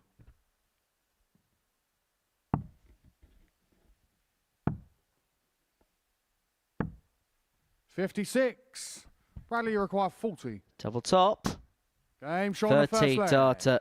Bradley van der And Velden. Van der Velden gets the break he needs at some point if he is to win this contest. Second leg, Bradley to throw first. Game on.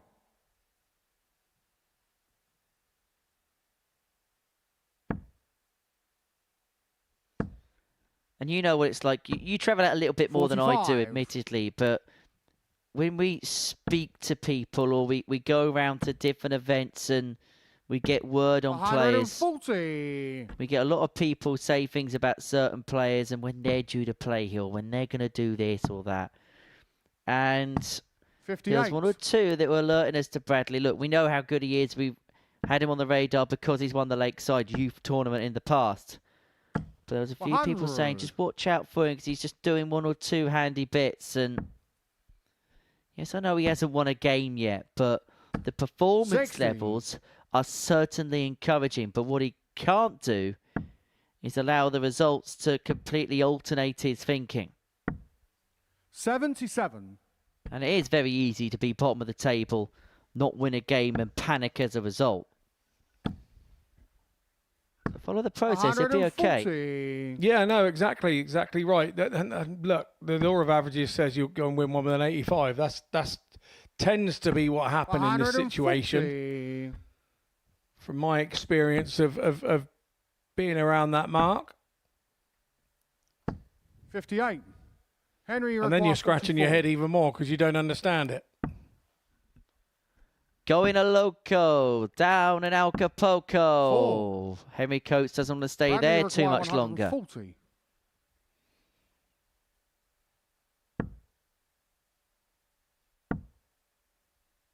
Couldn't find the 4 tops. What about a 1 top? Henry, you require 40. Indeed. Game shot on the second leg. Henry Coates. That's a break back. Return to level Third terms leg, at 1 Henry to apiece. throw first. Game on.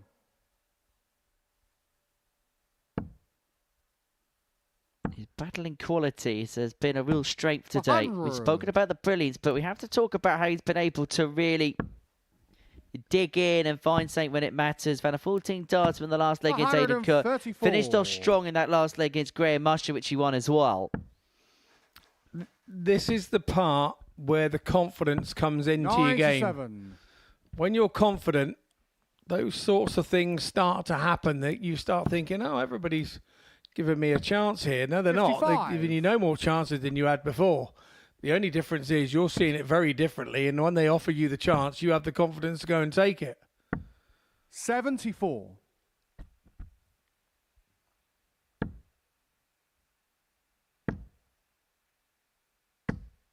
You see a lot of players go through life going, yeah, I was playing a little bit better about a year ago or whatever. You probably weren't playing a great deal different. The only difference was when you were getting one dart at a double, you were hitting it 30% of the time rather than missing it 100% of the time. And of course, that 65. Changes your outlook into how you're playing. 90. So sometimes there isn't a massive misdemeanor between the games. Game shot on the third leg. Brilliant stuff again from Coates. And again, that's confidence. It's a 14-darter. Fourth leg, Bradley 2, throw first. So hold a throw, ball double top. Now, you don't go that way unless you're confident, unless you're one confident young man. Just looks so likely right now. Because he missed the ball. He had the confidence to know he's playing that well enough. He'd go 25 tops. That was what he was going to do. 59. Scott, are you ready for the tungsten teaser? I am, but these two are going at it. You're going to have to be quick. Oh, I could do it in a horse racing commentator's style. Josh Rock won yesterday's Austrian Darts Open, picking up the green jacket in Graz. It's a tournament that's been on the European Tour 94. Ever since the first year in 2012 of that particular tour series. I'll give you the question in the next leg. You were right, they're quick. Bradley require 170. This 170 is still on. Not anymore. 130. Well, Tops left after 12. Had a 13-darter to win his first leg. 95. By taking out this particular target. 40.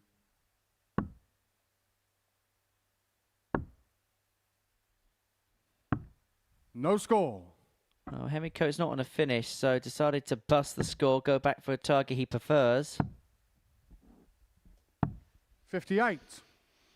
A rare troublous visit from Henry Coates.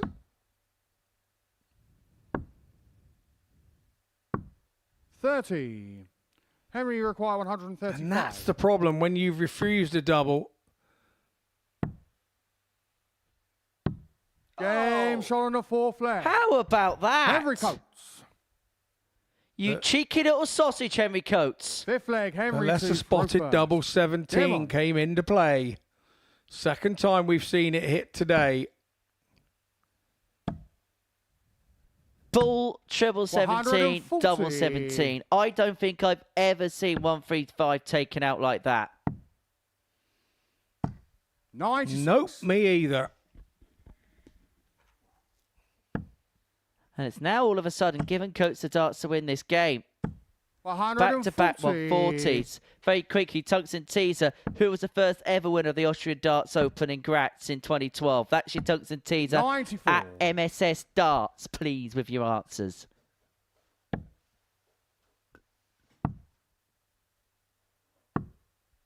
$42.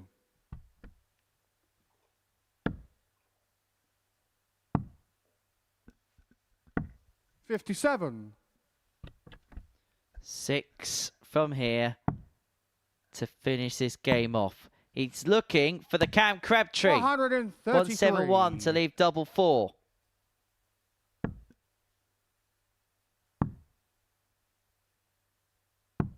$56. Henry, you require 46. Well, this to win 4-1. And another 14-dart leg. That's 3 wins out of 3. And how good does Henry Coates look? Another average in excess of 90. The 135 with the treble 17, double 17 turned the contest on its head. He then rallied off a 14-darter on throw to win 4-1 to move 4 points clear temporarily at the top of the group.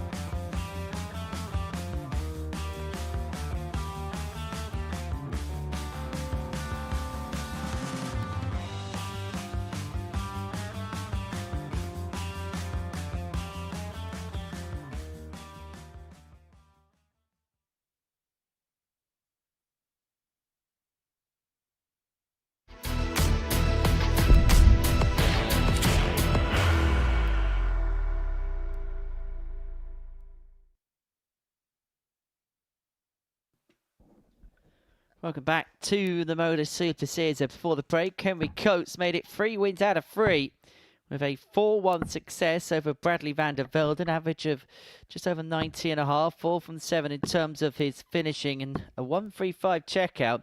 Taken bull, treble 17, double 17. He's 3 wins out of 3, and he's temporarily 4 points clear, although that has to change in this next game between Graham Usher and Pete Hughes. The winner will move on to 4 points. Two players who won their openers before 41. losing out in the second. Graham Usher lost 4-3 to Henry Coates in his second game of the session. That was despite hitting 5 180s 140 in that particular contest. As for Pete Hughes, has to be said, there was a bit of a drop-off from performance 1 to 60. performance 2. 7-point gap in terms of the averages. And a 4-1 defeat to Giovanni Matthee, who in fairness was very good in that game. Was 4 from 5 100. on his doubles. Took out finishes of 120 and 116 against him. 180. As Usher finds yet another max. He had none in his first game against Giovanni, but over the course of the last 8 legs has found 6. 41.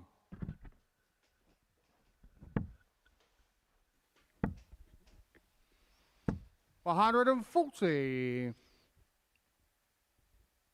Yeah, looks in tidy nick, doesn't he, Usher? Really does. 100. Graham, you require 80. Double top. 60. Just skews a little Pete, bit you require underneath. 120.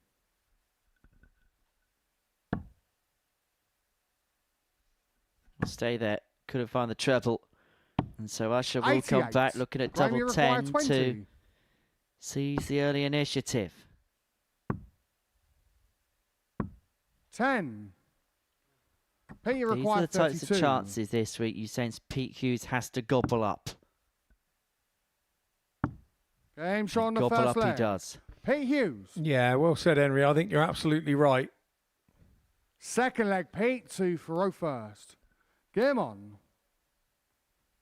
Graham is not one to offer up lots of opportunities, and when he does, 134. to help your cause and chink Graham's armour a little bit, sometimes you have to take those out. 60.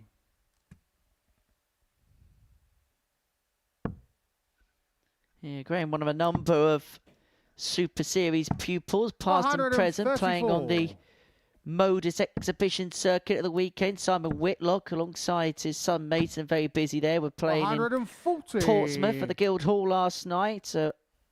Evening Colchester the evening before. And Trina Gulliver had a really good result. Well, played well against Chris 57. Dobie. Lost 4-2, average 95 in change. Dobie was forced to go 8 deep in the 9 to get the better of the 10-time world champion. 40. And just having a look at some of the pictures from the weekend. Some really good attendances at some of those exhibitions. And 100. for players like Graham, I know Carl Coleman appeared in one at Middlesbrough as well. It's an opportunity to showcase your talents in front of a big crowd and maybe 76. put your name up in lights to people that may not have known too much about you beforehand. As Hughes looks at tops, 56. just underneath. And so Usher, 121. 121 to level this game up at 1 apiece. Bull 96. is not there. Pete, you require 20. So 2-10 for Hughes to double up to 2-0. That's inviting. As close as you can get without Game hitting on the the target, but second he leg. gets there eventually. Hughes. 2-zip. All the subject events at the weekend. Third Many leg, Graham, congratulations to 2 for Chaz first. Game Barstow on. for picking up the ADC South Championship title. 83. 140 checkout to get over the line against Mark Stafford in the final. Mark made 2 finals that weekend. Chaz on 5-2 in the final 86. event, which means that we're getting a little bit closer to finding out who's going to qualify through to 95. the Tour Championship from there. Remember, the top 8 from the north and the south qualify through. Callum Francis leading the way in the south with Archie Self, Graham Hall, 100. Alan Slater, David Davies, Dan Nichols, Lewis Cook and Chaz Barstow currently in the 8 spots. But the likes of 81. Spivey Man, Thomas Banks and Steve West not too far away. Or Seaside Sam, as he prefers to be known. 100.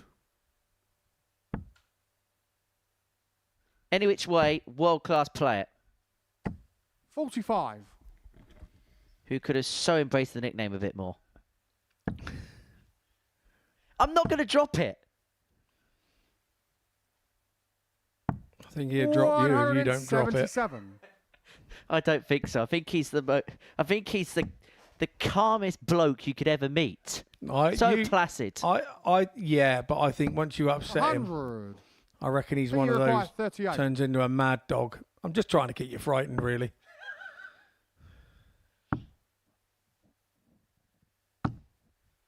Six. Graham, you require 97. Close but no cigar for Hughes. Offers up the opportunity. 77. Pete, you Usher require 32. Getting frustrated now. A chance to add to his problems here for Hughes. No score. And now Graham, you that's require kind 20. of 5 or 6 darts. He's had a chance to stop Usher Game getting shot back in the third game. leg. Graham Graham Usher. gets a bit of a happy birthday gift there. Fourth Even though leg, it's not his P2 birthday, for it's his first. birthday on the Game on. dartboard. And part of the problem is Graham will probably feel as if he's half the architect of his own downfall because he's been missing tangible opportunities to make 55. life rather easy for himself. Speak about birthdays. 81. Too many in the darting world today, but happy birthday to Yanni Havisto, the Finn, turning 39. 60. Really a birthday week in the world of darts, got to be honest. 140. September's usually the busiest month, isn't it, when it comes to birthdays?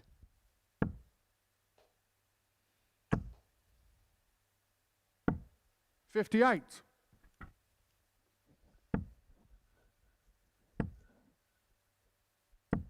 $81. So what you're saying is everybody else is planned then in other months of the year. 100. I think we should swiftly move on. Just asking you the questions. You started it. It was your topic of conversation. 135. You couldn't come up with any of my answers. Dear, dear, dear. Says the fella born in June. Right, onward. Hey, I was born in August. We're 81. far off. Anyway, Graham, you 64. require 64.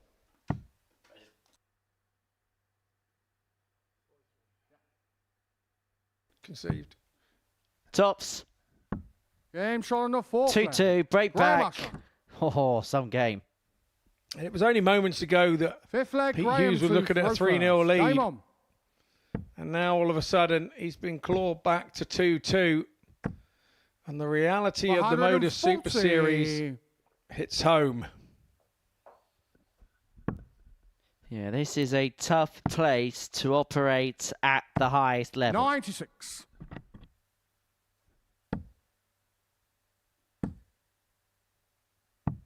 $21.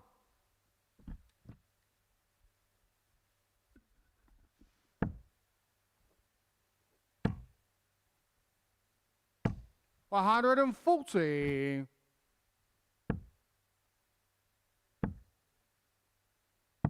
$97.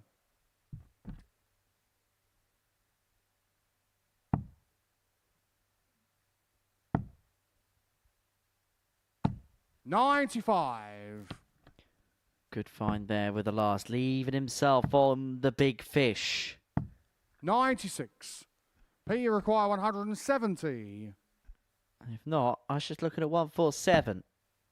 But he may not get a look in. Just flicks off the barrel high of the bed. 98. Graham, you require Yeah, really 157. unlucky from Pistol Pete. 59. Pete, you require 72. Should get a dart here. Should get a dart of something. Tops up then for 3-2. Game shot on the fifth. This time leg. makes no Pete mistake. So had a little period out of the game, hasn't he, Sixth where leg. couldn't Pete- get a dart Pete at a to double. throw first. And now takes Come on. advantage, breaks throw. Usher wasn't fully aware of that. And now Pistol Pete Hughes is back in and throwing for the match. 15. I was wondering where I'd heard the name Pistol Pete before, so I put it into a search engine. 60. To some interesting results. And it turns out that he is a former American professional basketball player who was an incredible player back in the 140. 1970s and 1980s, played for the Boston Celtics. Fortunately, passed away aged 40 in 1988. But he was known as one of the best guards in NBA history. 100.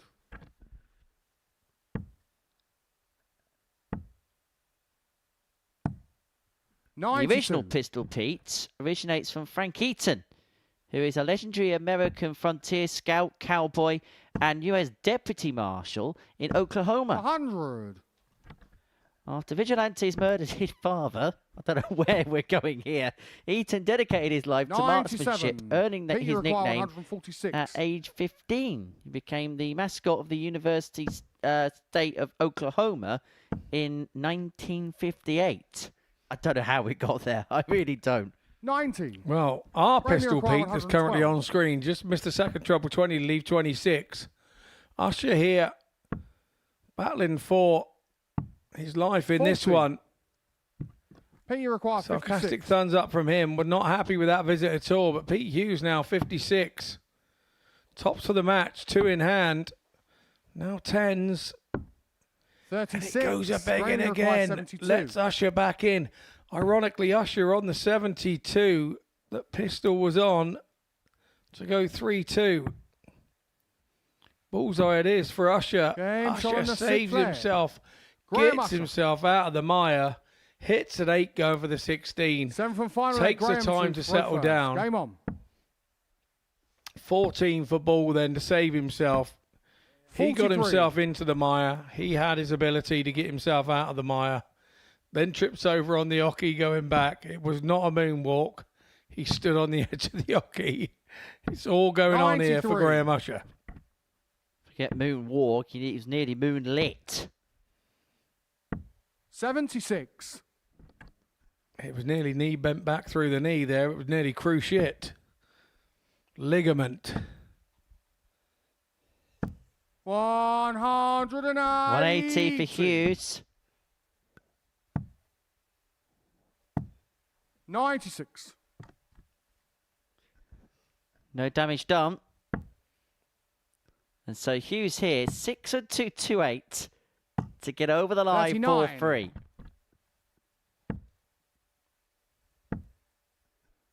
But here comes the Usher rally. 180 to leave himself on a finish after a dozen.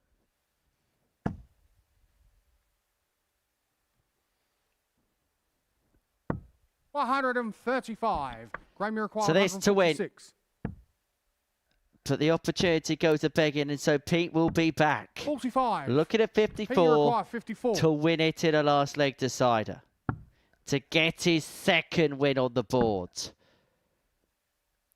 Game The shot. second win it Match. is Pete Hughes. for the Midlands man. He gets the better of Graham Usher by 4 legs to 3. For the gambler, what looked like a promising start is just beginning to backfire somewhat. At the tail of the tape from that game. Up next, Aiden Kirk takes on Giovanni Matthee.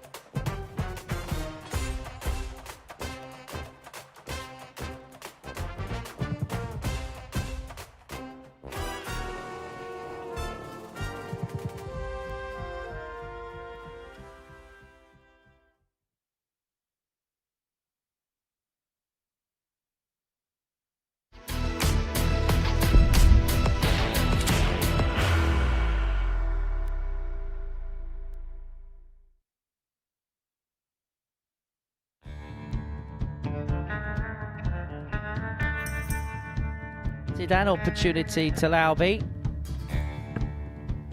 Double 5 for the 130, and that might just be the spark for the American.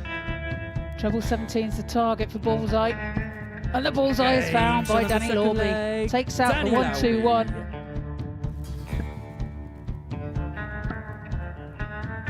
Ball to win it in sumptuous style. Danny Lawby.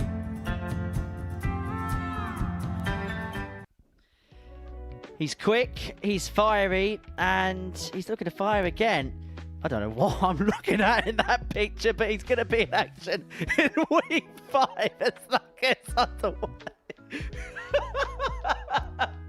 Monday, 9 o'clock in the UK, 4:30 AM Eastern Time. Please never, ever show that picture again.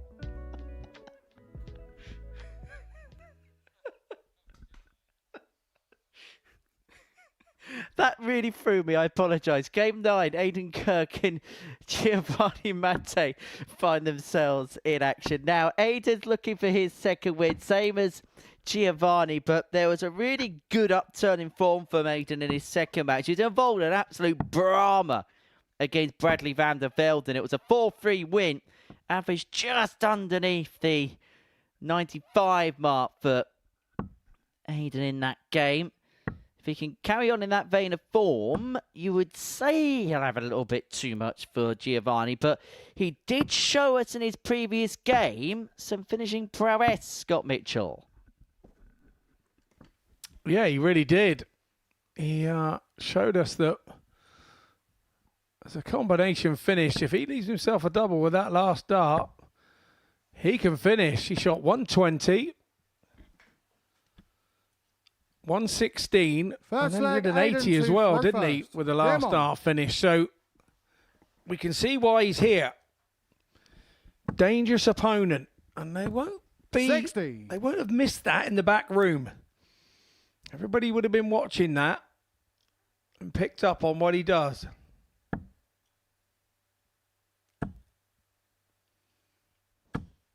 $60. But what he's got to do against these better players is he's got to get that scoring on point, because they don't give you an opportunity to get there. 58.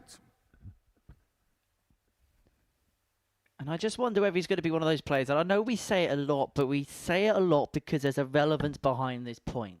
When you see someone like Giovanni, and he's mentioned it in his own words, this is the first time he has done 60. anything like this in his career before. Might just take him a couple of days in Group A to settle in. But get to his secondary group of the week, 45. potentially. That might well be when we see him at his best, when he's had a few days, he's sharpened up to the environment, sharpened up to what he's going to have to do to have success here. And say it is Group C, for example. He's going to be in a group where 3 of the other players haven't thrown a dart this week. He'll be warm, but he'll also know exactly what he has to do in this type of environment against that kind of opposition. 44.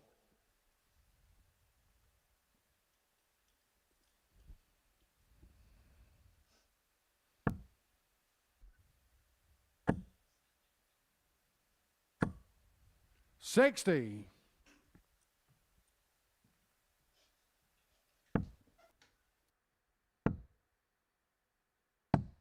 59.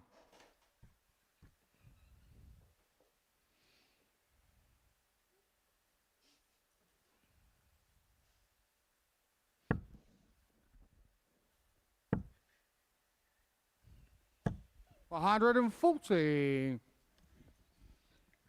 Well, Giovanni first to a finish, and the way that he was checking out in his previous game, you wouldn't put anything past him. Had a 120 and a Giovanni 116. Has he got a 137. 137 to boot?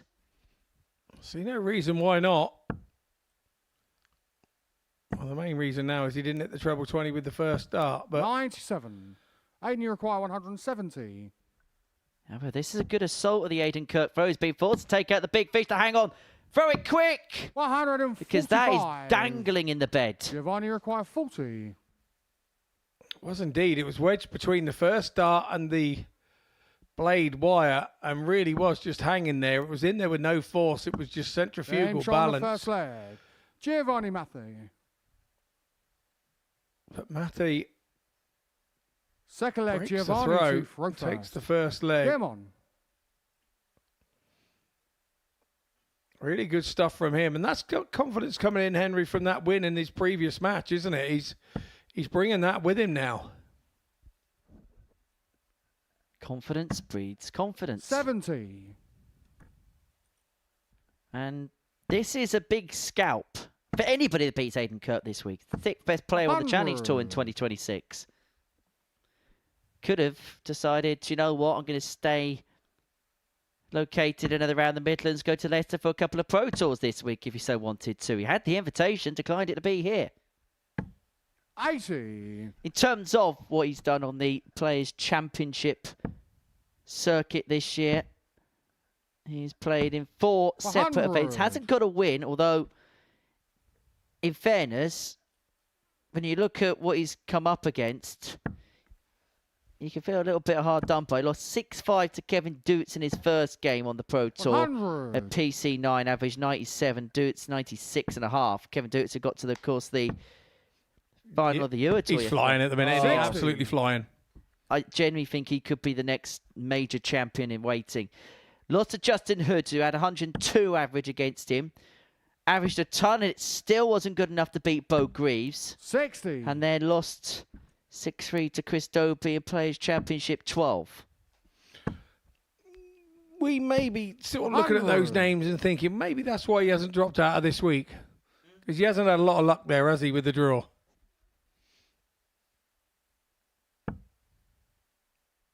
Although I'm sure one would say you don't get many easy draws on the Pro Tour. Glenn 43. Durrant's not there anymore. Aiden, you require 141. I hope you're listening, Glenn. That was Henry Deacon, DEA. I'll say no more. But yes. No, 97. I think, and also Giovanni, you we require have to give respect 148. to the Super Series, because if he drops out, probably not a space for him to come back in this series the way that it is now working here. So, you know, I understand that we have our own standing here as well at the Super Series, that your places are not to be 40. turned down because they don't come back again now. Well, Aiden, this you is require where the game's 44. at, because there's so many opportunities, but opportunities also come with decisions. 12. The decision there is to go for double 16, a double 16 not found. Giovanni, you require 108. So Matthee here, who remember took out 2 ton plus finishes in his previous game, is looking at 108 here to move himself 2-0 to the goods. And he's going to get a dart. Double 16 for 2-0 lead, a 3rd ton top of the day. Game shot in the second. His leg. finishing Giovanni has been Matthee. absolutely magnificent. And that is Third why the leg, Aiden rage two might for well a be first. worth all the Game on. rave.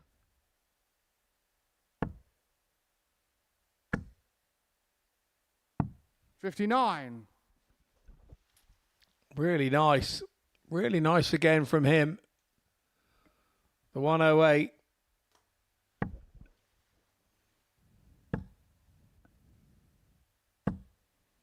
$100. Ton plus finishing today has been off the scale. 9 ton plus checkouts, and we're into the 3rd leg of the 92. 9th match of the day.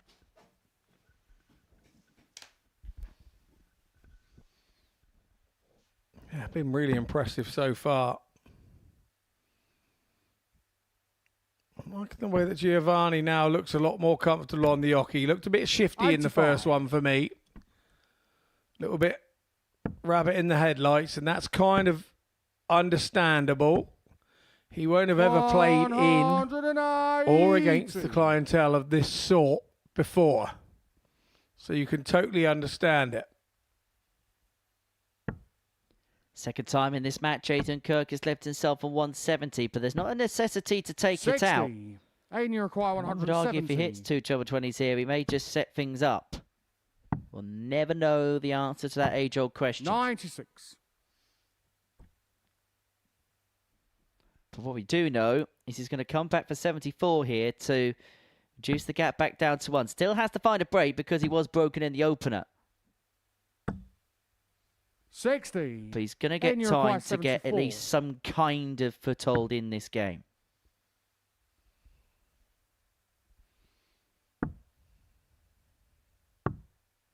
Game shot on the 3rd leg. Really nice Aiden from Kirk as well.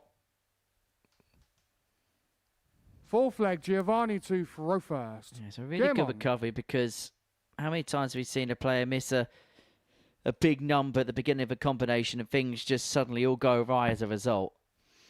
No, absolutely. I couldn't agree more. 60.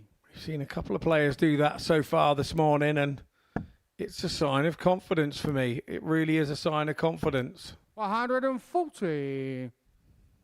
Isn't it mad that it's 12 and a half years since Aidan Kirk beat Phil Taylor at the UK Open? 12 and a half years ago. 60. Yeah, absolutely.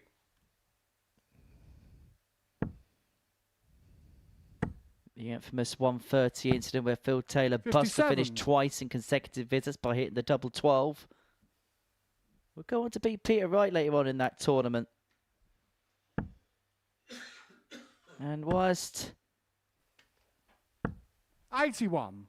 that, I suppose, is the shining light moment of his career, I get the sense that he's knocking on the door of doing 58. something tangible again. Yeah, I do agree. He is knocking on the door. And a touch harder than he ever has before, I believe. 43. For me, he's got more intent now than maybe he had previously. 180.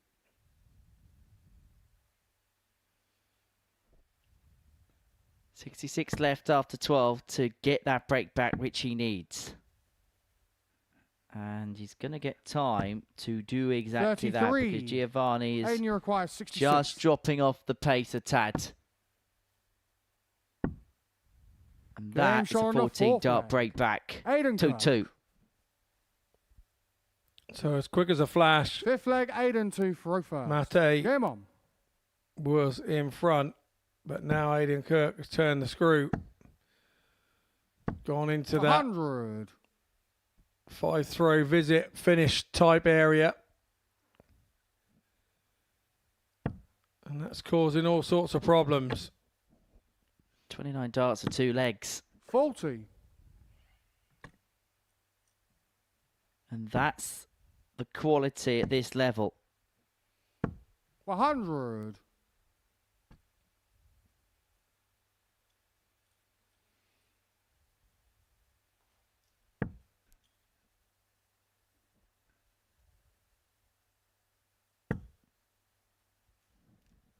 So those are his challenge tour 85. numbers for the season, averaging around 89 and change. Although 42. sometimes large-scale numbers maybe are not the most indicative factor of performance, just because there's a lot of factors that are in play when it comes to a challenge tour. The amount of matches you've got to play, the amount of hours you're playing. 60. Sometimes it can be as much an endurance test as it is a guide as to somebody's ability. 95. He's himself on 164 here to turn this game around. Trail 2-0 from here, should lead 3-2, you think? 60. Aidan, you require 164.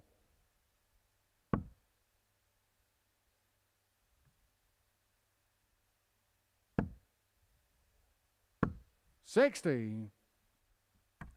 Well, leaves himself on 104. What has Matthee got here? He's going to have to conjure up something. He's just gone quiet for a couple of legs. Cannot afford to do that in this company. 140. No, that's Aidan, you better. require 104. And does pressure the 104 of Kirk. Great find. But double 12 80. just a miss. Giovanni, you require 116.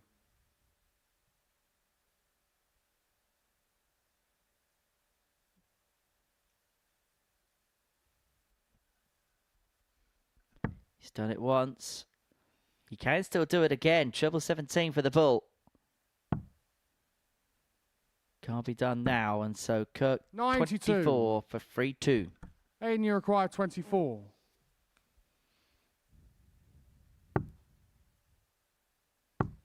Yeah, nicely done with the second dart. Aidan Nothing Kirk. silly with the first one, dragging it inside and causing him any problems. Sick flag, Giovanni to throw first. Game So on. it's 3 on the spin for Aidan Kirk from 2-0 down. Giovanni needs to find himself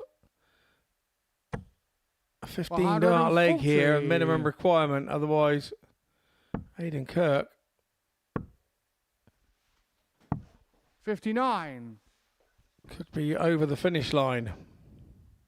Yeah, could find himself on the receiving end of a calculation. He could be beamed up. 25. Off the back of the 140 that he opened with, which he would have been more than happy with. That bounce out has now cost him dearly. 28.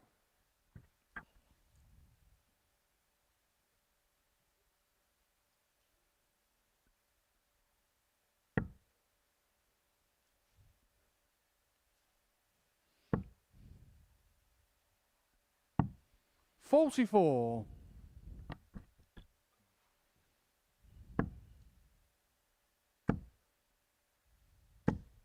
140.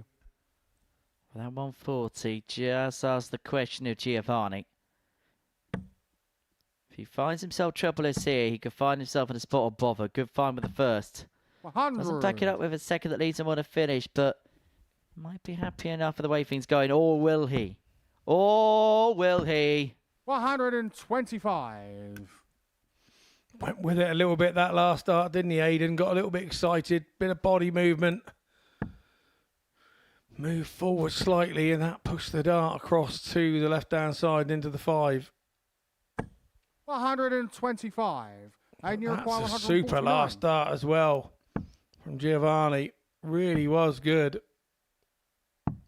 99. Giovanni requires 67.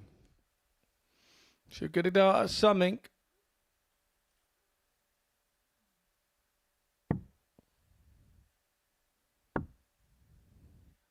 Well, that double 10 leads double 15. Unable to get, 37. and so Kirk returns to And win. you require 50. And you could tell by his reaction, he's not expecting to get back. Double 16 then for Aidan Kirk. 34. Oh, he got a little excited. Wasn't even close. 2 thumbs up in sarcasm to the board. Giovanni So requires double 15 then to send us all the way from Giovanni Matthee.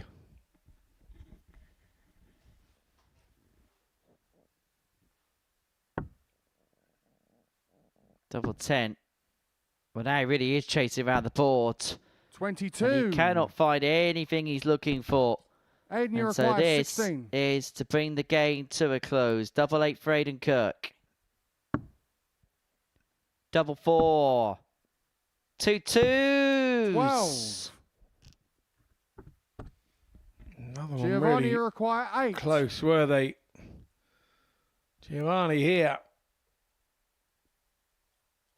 Surely be knowing he won't return. This is his last chance in this leg, surely.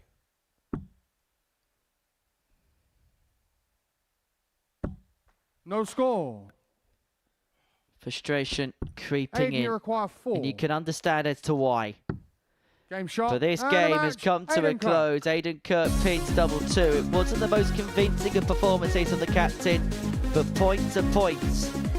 He gets over the line by 4 legs to 2. Despite missing 10 darts and a double and an average that just about straggles into the 80s. Next up, Bradley van der Velden takes on Graham Usher.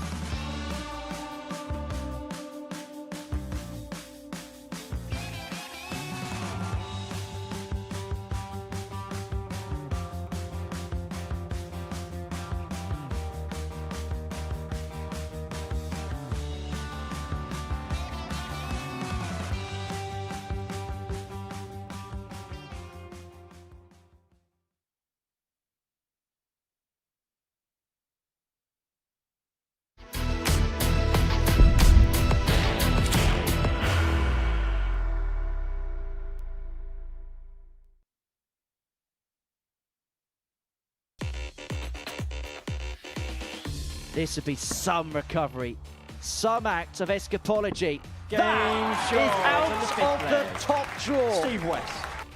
The Wednesday night league in Waterloo, as Edwards looks at double eight for Game 1 from shot 6 to on the take us sixth all the leg. way. It would have meant that Neil Dove would have had work to do irrespective in game 5. Double top for another ton topper. Game shot on the third leg. When his Neil batsman Dove. against the wall this week, people unable to repeat the feat here. Hogan looking at a 116, double 18 Game to add shot the on the first leg. 116 to an impressive Paul Hogan. catalogue. To wrap up what has been a comprehensive display. It's not been Benito Game van der Pas shot. at his best, but he And the hasn't had match. to be. Benito Well, van that der was a Game shot. And it is Reece And the Colley match. who gets Reece the Colley. victory. Well, this has been a rout. And Game that is an shot. 11 dart leg And the match. for Steve Steve West. West.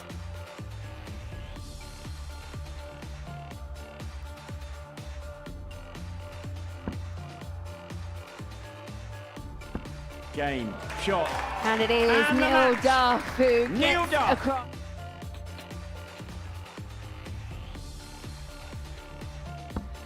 Top Spadar, first dart, bends the wire. Looking to adjust, and shot. it And is a your cry. Series It's 7-7 for Week 2 Neil Duff as champion he is denies Neil Steve Duff. West. Ladies and gentlemen, for a 7th time, the weekly winner is the Duff Man, Neil Duff!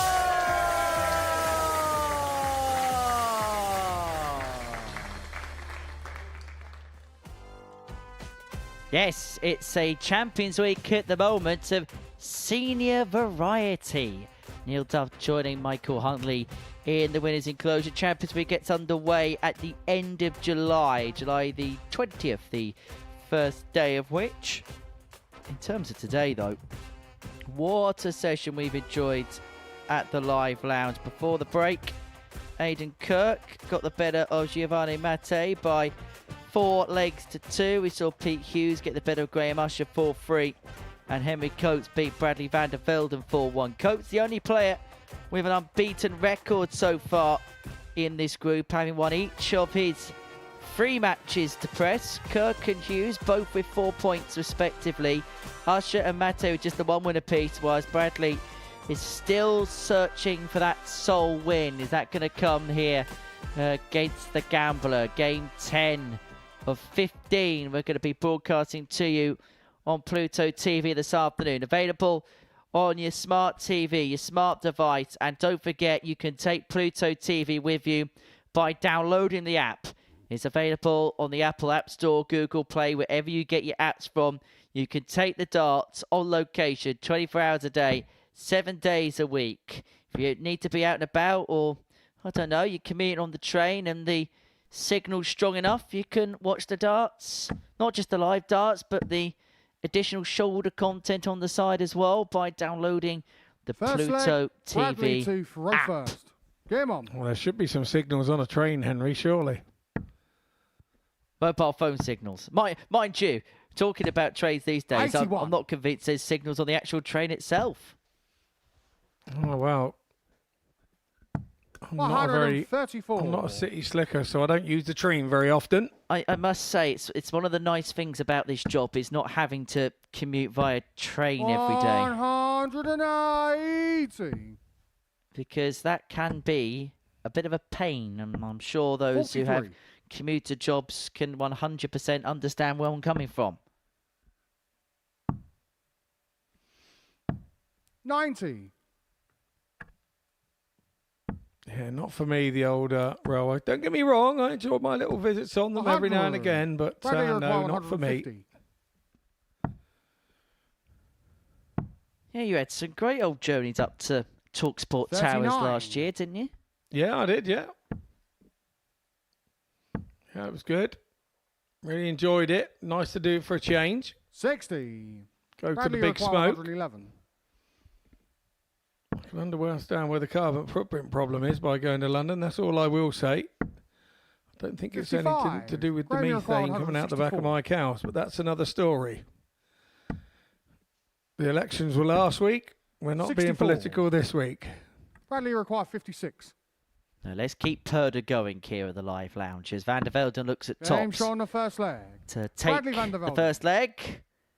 As I say, hasn't played poorly whatsoever. Second leg, Graham just Tooth, row when- first. Game on. Push has come to shove. He's not really been able to find something more surmountable than 41. opponents. I got to say, I've been impressed with him so far this morning. We haven't seen lots of him in 93. the last 18 months or so, but what we are now starting to see is a maturity coming with his game. 135. He's been soaking it up like a sponge, taking it in off of all the players around him. And now he's kind of levelling 96. himself out and got that standard and going, I'm going to play this standard. And there's not too many of you that are going to be able to shift me off it. 100. And that's been his way today. And if you get him, you get him. But he's been able to stay at roughly that standard. 57. It's the same as any tournament. You can't sometimes help where you've been sat or where you've been placed. I mean, this is an incredibly 95. tough Group A. Now, not every group that we see is as tough as this. And so, to a certain extent, he's walked into a bit of a baptism of fire here. 100. Yeah, he very Graham much require has. 130. But he has to absorb that. He has to see it as a 95. bonus to Bradley be in this require group. 155. And see it as an advantage and not a disadvantage. Because you're going to be doing your best averages and your best playing. And 39. Graham we require know 35. Champions Week is decided on which group on Game the shot on average you second do. leg. And Graham Usher. Usher levels up at 1-1 there with a nice little 3 Third double leg, Bradley 16 Tooth, row combo. first. Game on. And if you're in a group like this and you're in a week like this, then generally your averages are a little bit higher. So that sees you in good stead should 95. should you qualify for Champions Week. And if you get into that Group A, it gives you a couple of chances in 97. Champions Week. Whereas if you only make the Thursday or the Friday, you get the one chance. Well, Bradley's very much eligible for the Rising Stars Week 29. in the latter ends of 2026. 44. He'd be a player I wouldn't mind seeing at that. No, agreed.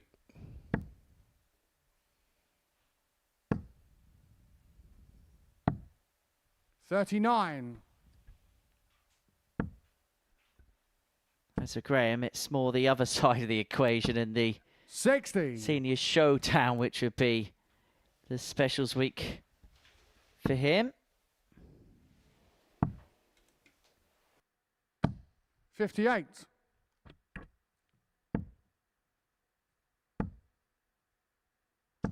$100.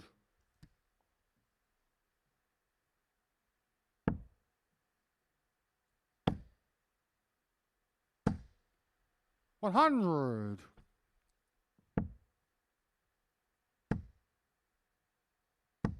$85. So Usher here, 115 $56. is what Graham he's require charged with to 115. move 2-1 to the good.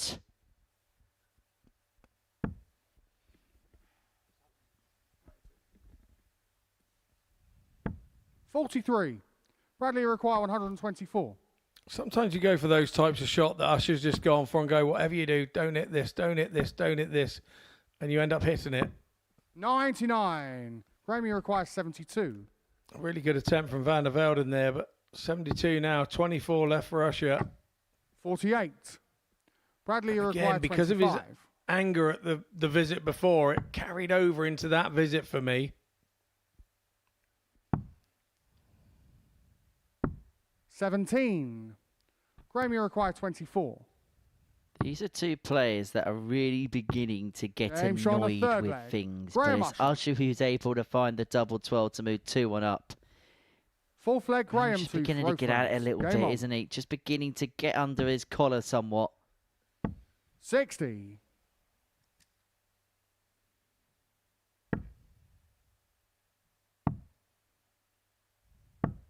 $41.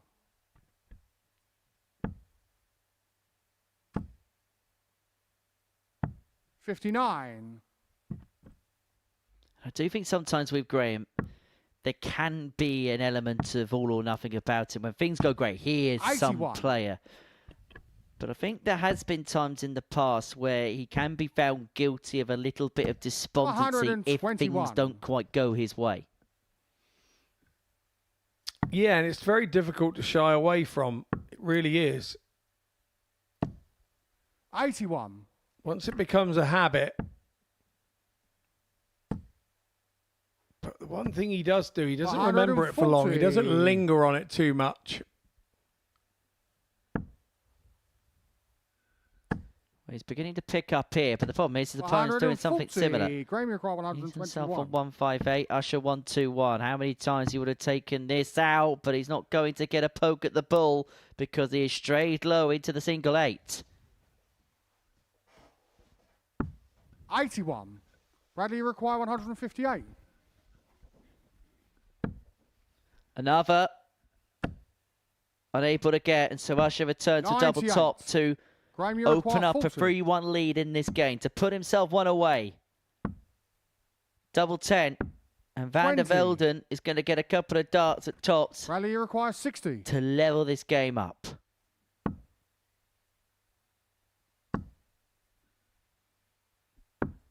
$40. Didn't quite believe it enough, Graham did he? require 20. Perfect guide. Game showing the 4 flag. Graham Usher. Nestles it across and leads 3-1. 5th leg, Bradley 2 He's for got a away first. with one there. Game on.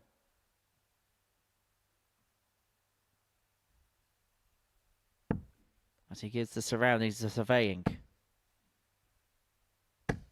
135.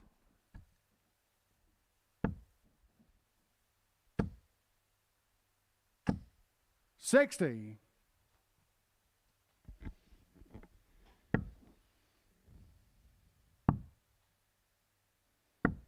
$42. Needed to back that really good visit up, and he hasn't done it. It opens the door for Usher to come back. 95. Well, he's got away with one a little bit there. Not the 2 trebles he wanted, but now needs a double treble visit of his own. And he's not going to get it. 100.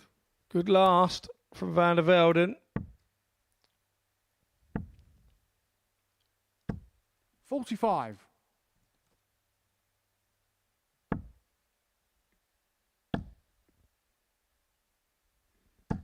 $100. Pick up for the last. Usher needs a 140 here to leave a finish.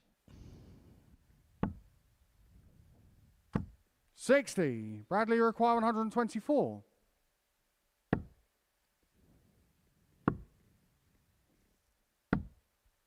$31. Yeah, not a good visit at all from Van der Velden. Missing the big numbers. When you do that, it offers your 85. opponent a route back in.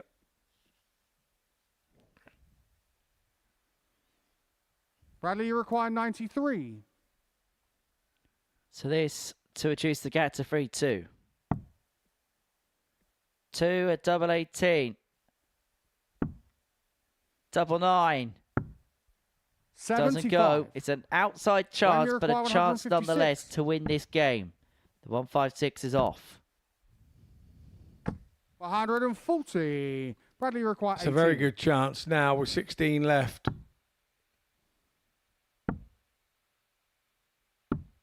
Game shot on the Nicely fifth done by Van der Bradley Van Velden. der Velden. Really did put a lot of pressure on that last dart, but nailed it all the same. Sixth leg, Graham to throw first. Game Usher on. knows that if he's going to win the game, he feels the best chance is to hold here.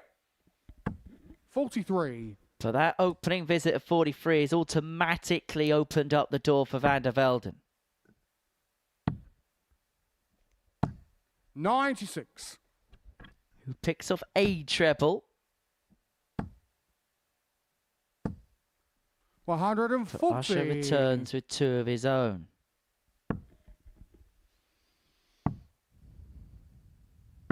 $93.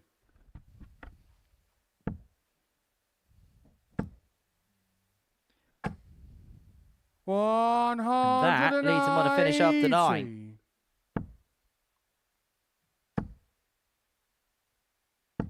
$100. Graham, you require 138. So 6 from 138. We've seen it already taken out today by Bradley. 48.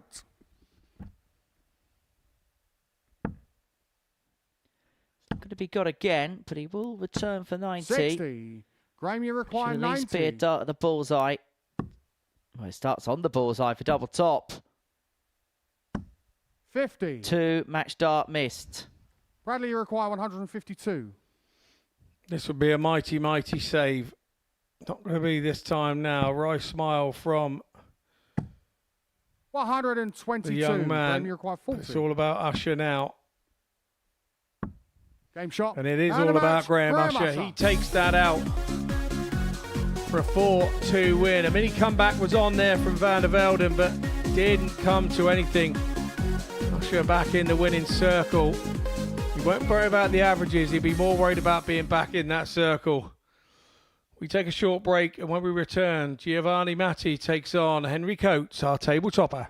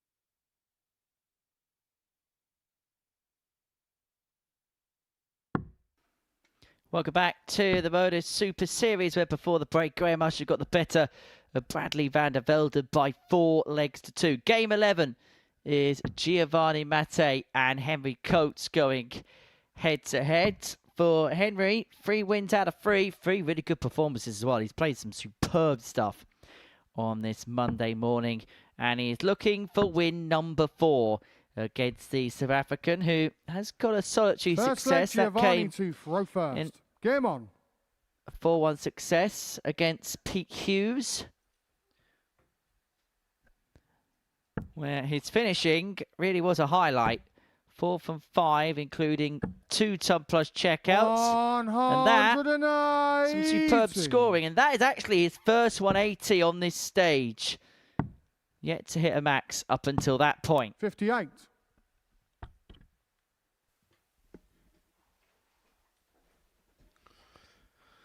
Again, another sign that he's starting to feel more comfortable on the stage for me. Or 60. he knows he's playing the guy at the top of the table at the moment. Henry Coates has looked very impressive indeed in the first 3 games. 180. Well, I remember Chris Mason telling me that, to a certain extent, the easiest game that he could play in his career was against Phil Taylor, because he knew exactly what Phil Taylor was going to hit against him. Yeah, and it sounds like madness, but there is a 100. method in the madness, and he's absolutely right.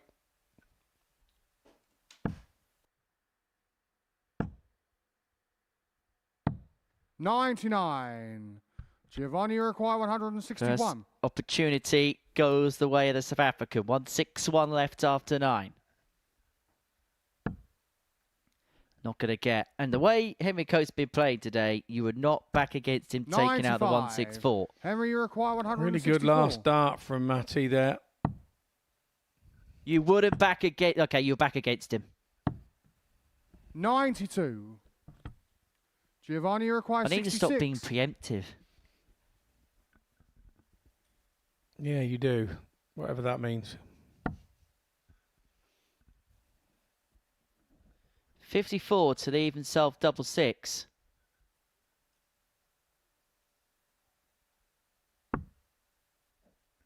And all of a sudden, he's in the trap door. 60. And Henry that is the requires problem with 72. going in that route. Conventional for Coates, but 32. not executed. Giovanni requires 6.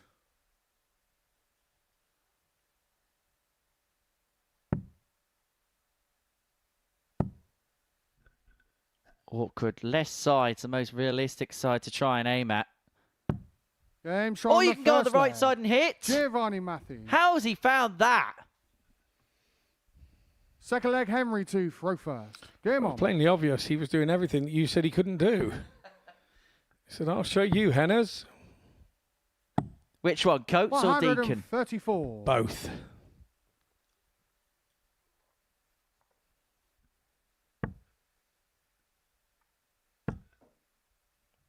How he's found that hole, I've got no idea. 100. And I've got to be honest with you, I don't think he was aiming that direction at all. He was aiming to definitely hit it in the left-hand side, the open side. But, hey, in is in. Either 93. way, he'll be over the moon with that. It's one of those darts where you start to think, oh, maybe my luck is in a little bit today. 140. Henry Coates has got 1 or 2 problems here. He's just got to be careful. Missed a dart to win leg 1. 96. Finds himself potentially in a bit of bother in leg 2. Matthee over 140 could make life rather interesting. What if he fills it up? 140. He'll take the 140 and run easily. He's left himself a finish after 9 against the throw.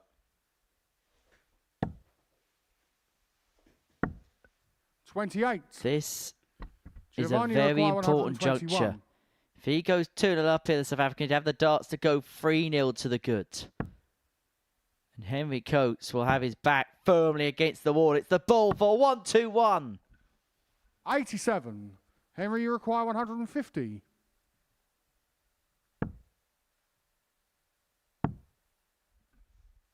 Coates not obliging for the first time 46. today. He's just getting outpowered in Giovanni a requires 34. scoring sense by an opponent. Doesn't have to go for the double 17, but decides to persevere. He's going to get 1 in hand at double 8. Game shot on the Gets second double 8. leg. He's 2-0 up. Giovanni Matthee. Henry Coates has got 1 or 2 problems to solve. Third leg, Giovanni to throw first. Game on.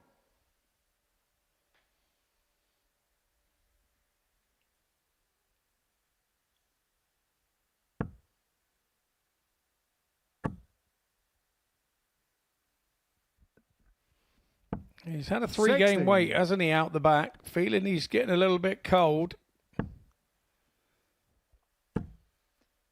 That's Henry Coates, and 100.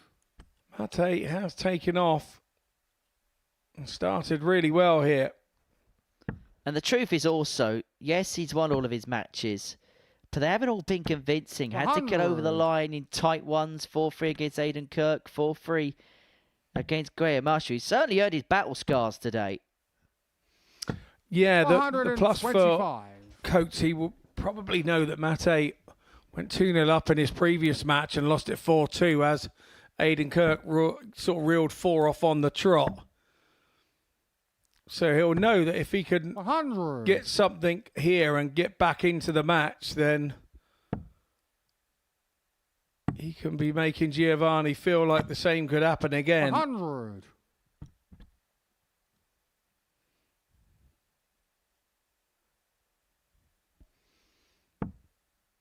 Both averaging on the cusp of that 90, just both over. 140.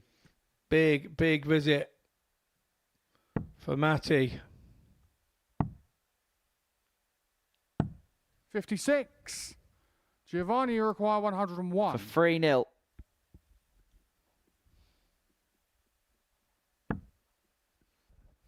Treble 19, unable to get. And Coates, 53. who's already had 2 Henry, top you price require checkouts, you 120. feel like he's being forced to take out a third here. To have any chance in this match. Went ball. Because the Lion Dart one was 45. just too low for his liking. Giovanni, you require 48.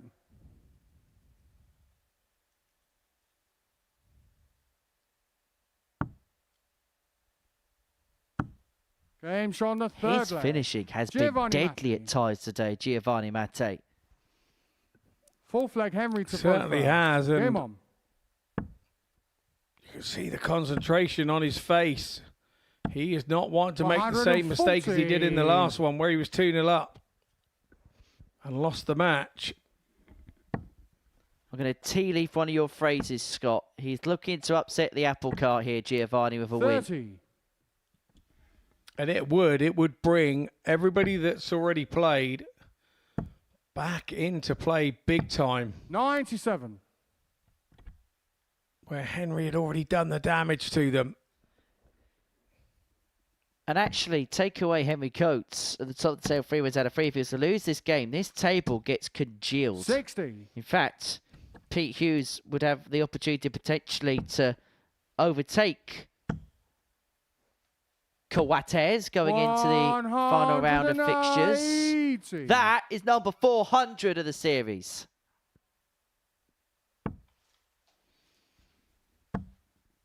Yeah, brilliant stuff. 60. Henry, you require Our team 84. down in the dungeon, 400, 180 so far. We are only on week 3, day 1 of 48. that too. Halfway through the morning of day 1. And again, Henry, it just shows the type of talent we're bringing here now. 140. I'm telling Henry Coates that I don't expect Henry to see requires too 36. much more of. And what I mean by that is I think we'll be seeing him on the Pro Tour before too long. Splitting because Matthee isn't on a finish. 32.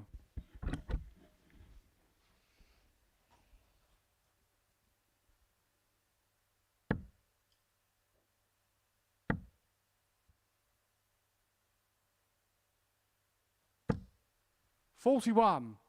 Henry, you require 4. It'll do. It'll leave him on a finish.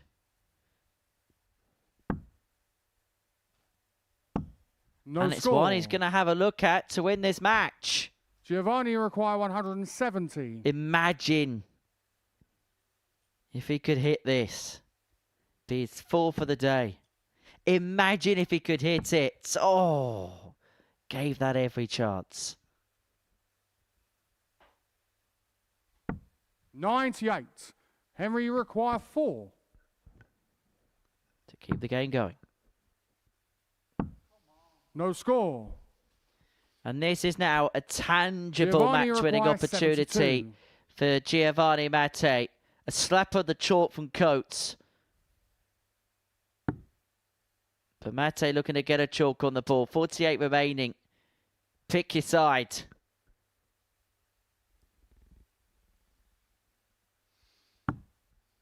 It's double 16. 56. It's a rare dart missed. Henry, you require 4. I don't know what happened there, but Henry Coates Game shot on the 4th flag. just Henry Coates.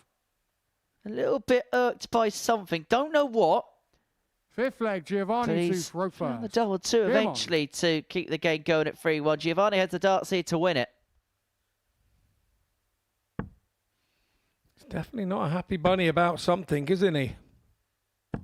100. Dare the cynic in me say that usually those things come about when you lose as opposed to when you win? Yeah, 93. absolutely. I think that's fair to say. And in particular, because of the drop in level of performance. Not just is he losing, but 60. the numbers which he's been punching in at the beginning of the day are almost unrecognisable now. Yeah, agreed. I really do agree. 140. That's better from Coates. He's not usually one we speak about in terms of getting hot and flustered over things. He's usually such a cool, calm, collected customer. 140. It shows the real intensity here at the Modus Super Series that can happen.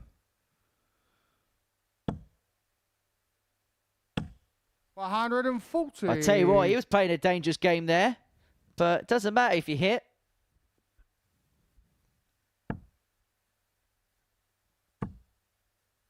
The tungsten testosterone is just beginning to course through Coates' body, you feel. 128.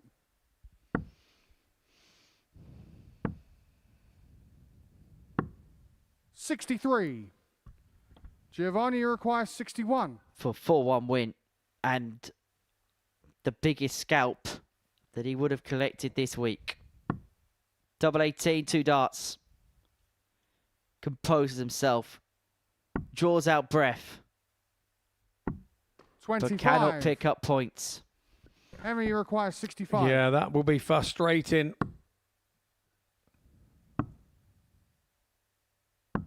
Game shot And on the even more 5th flag. frustrating Henry now that Coates. Coates has taken out that 65.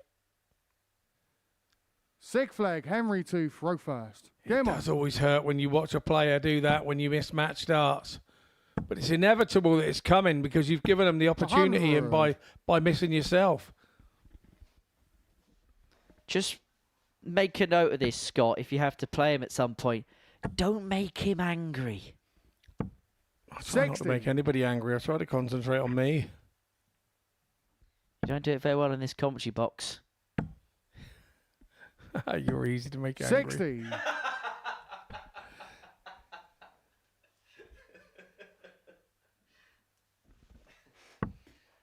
Well, that indication as to the drop in level from Henry Coates. 140. It is, but he has a chance to raise those levels. 100. A couple of good visits, those numbers change pretty quickly.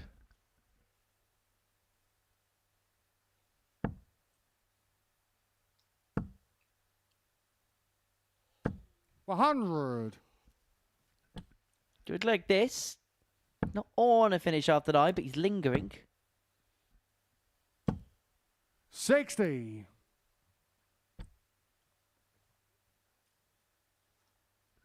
And now, again, in a position where he can set up to win the game. Could have won this 4-zip. Just got to watch his work here. 25 scored, so 176 left. 82. Well, that cures that problem. A nice treble 19. 81. Giovanni requires Another chance 119. to win this game.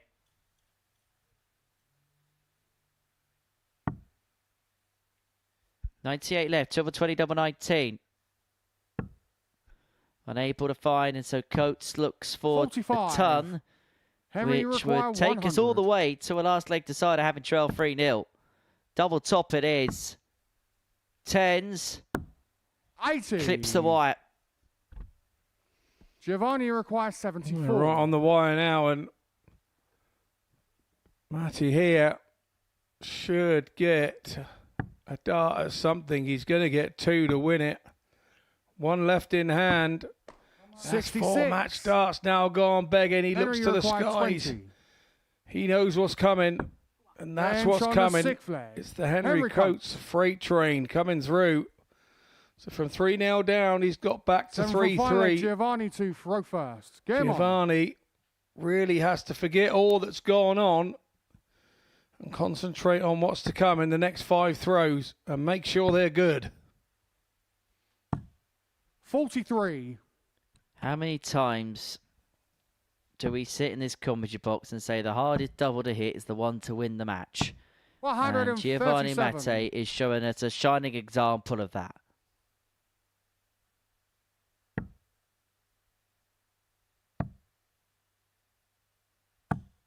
$119. Sometimes the easiest thing to do when you're thrust in a situation like that is to panic. 85. A lot of darts missed at the outer ring. But Coates who trail 3-0. 100. You can make an argument even with that ton for Matthee as the front runner in this leg. It's overturned the throw. 90. And that's a tad unlucky from Coates. But he still has the advantage slightly. As he needs a treble here, big time. 60. Doesn't go. So the darts have been turned by Coates in this last leg. More than turned now. 134. Coates will return to 55. Matthee up on 179. We'll have to hope that Coates misses to return him 85. back to the board. Henry, you require 55. And this, for the rest of the group, is a horrific scenario.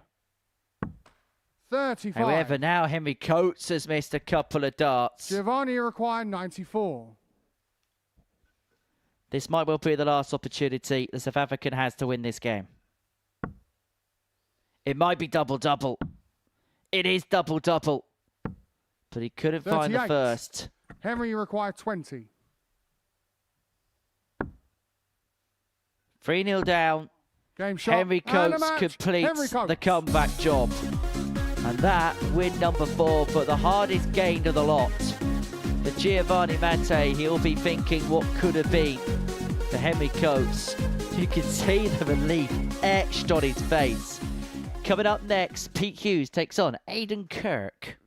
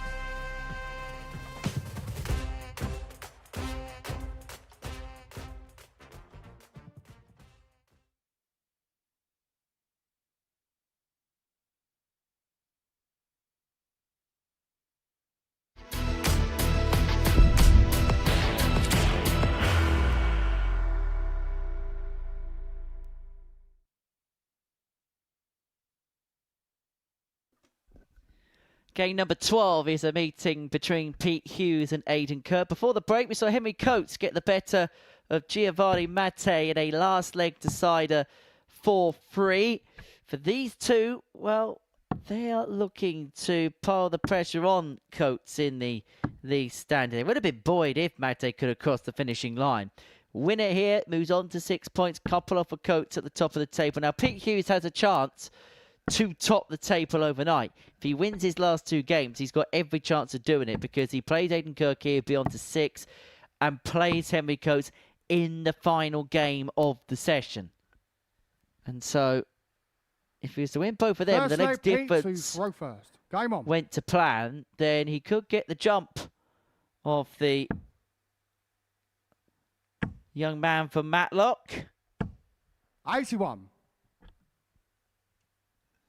That's for Aidan Kirk. I wonder what he's going to make of the day-to-day. 97. Yeah, that really good performance against Bradley van der Velden. Hasn't played poorly by any stretch of the imagination, but I also feel if he loses this game, he may 96. think some points have been left out there today.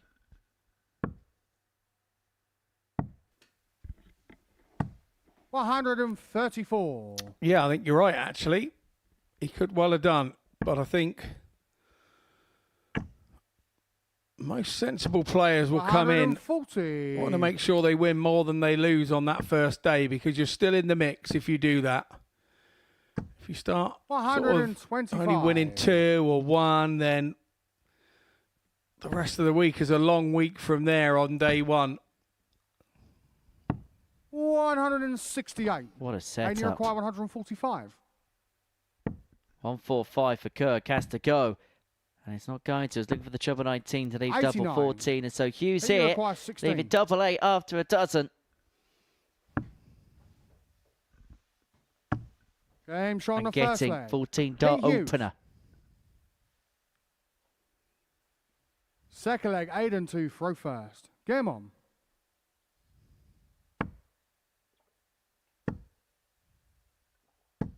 $125. I suppose we should put you all out of your misery, shouldn't we? And get 85. to the answer of today's tungsten teaser. And the question was, who was the first ever winner 57. of the Austrian Darts Open? After Josh Rock got the better of Kevin Doot by 8 legs to 6. Many congratulations to Josh for winning that. The first ever winner, Justin Pipe, got the better of James Wade by 6 legs to 3 at the Wiener Neustadt 93. in Nova in April 2012. Knowledge is the bomb, Henry. Knowledge is the bomb. I knew Pipe 32. had won 1 as he's a friend, but I didn't realise it was that one.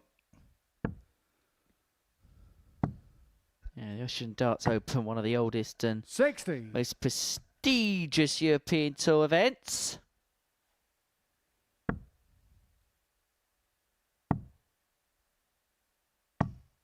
$77.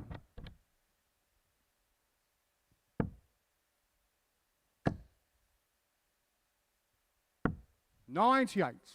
Pete, you require 127. So 127 to double his lead. Treble 19 unable to get, and so Kirk will be back for 68 to square 43. this contest up at 1 apiece. Aidan, you require 68.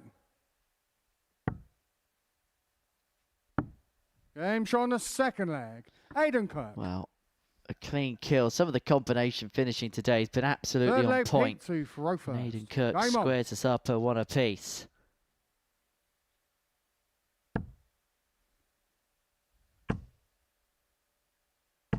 $140.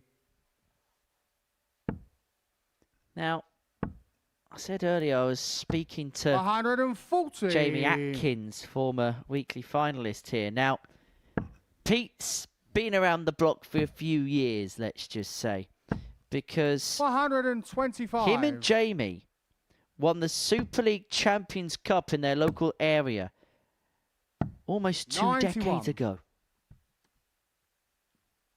So that's how long he's been plying his trade. He's been playing the game.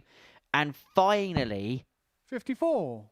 It looks like it's Velden through here because he's qualified to play on this big stage.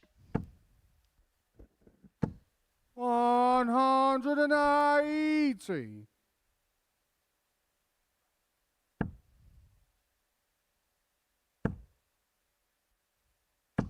100. And you require 90. 90 for Kirk. 20 for the bull. Bull it is. Bull just low. 47. Pete, you require 82.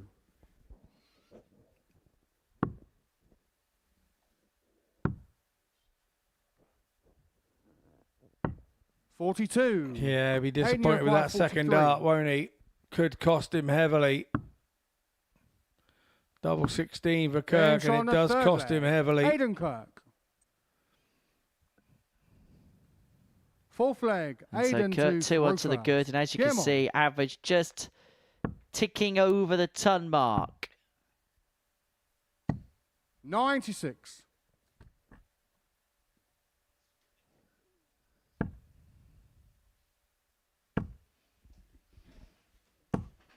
$85.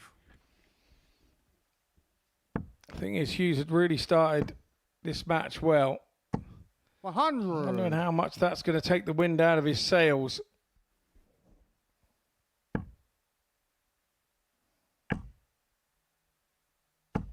$100.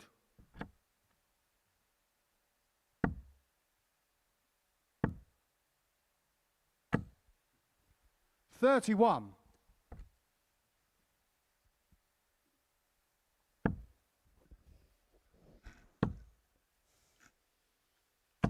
$100.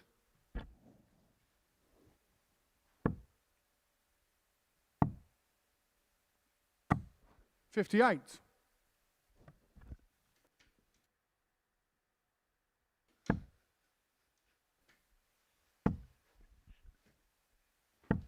$100.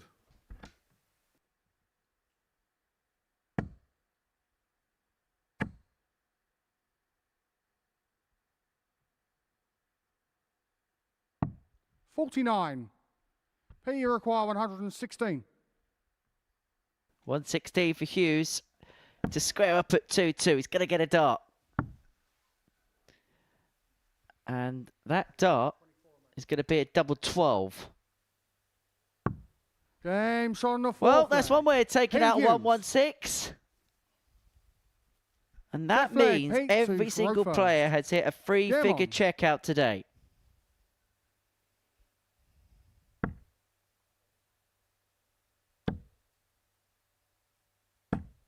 $41. Good game this. Both players averaging 92. As you can see, the doubling fairly decent as well. 58. Yeah, pace suits both players, doesn't it? There's nothing going on there. Both throw at a very similar pace. 45.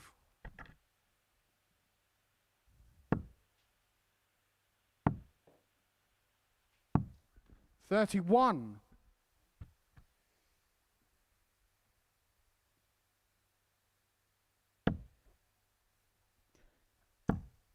Why am I beginning to get indications that Pete Hughes is a bit of an FDM? 180.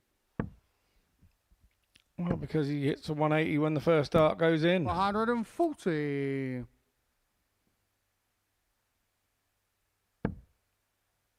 That's handy.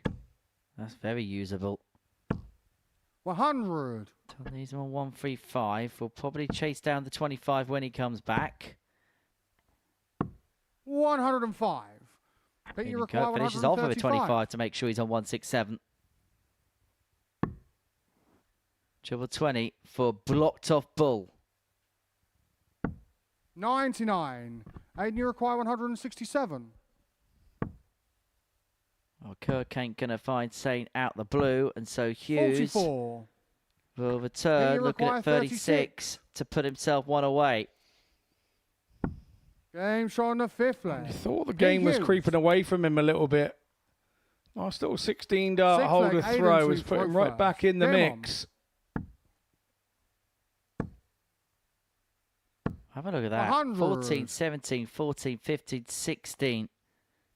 The amount of darts needed to win legs.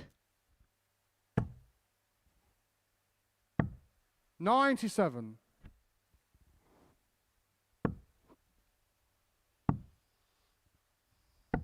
$57.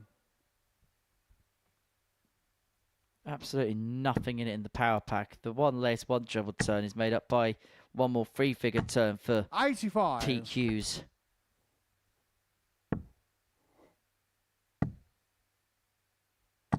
$134. We need some sort of treble here. Is Hughes to stay in touch? 59. Go searching of the treble 19. It doesn't go. 100. He's 150 in front now. Aidan Kirk. Now it needs a 140. That's not going to happen. Going to do well to get a ton. 60. Aiden, you require 110. So 110 to take us all the way. Triple 18, unable to find. 50. Leaves himself on 60 to give us yet another last leg design. We have seen a lot of tight games on this Monday morning. 60. Aiden, you require 60. We've got another one that's destined to go the distance. 20. Pete, you Well, require this would be a mighty 140. finish to take it.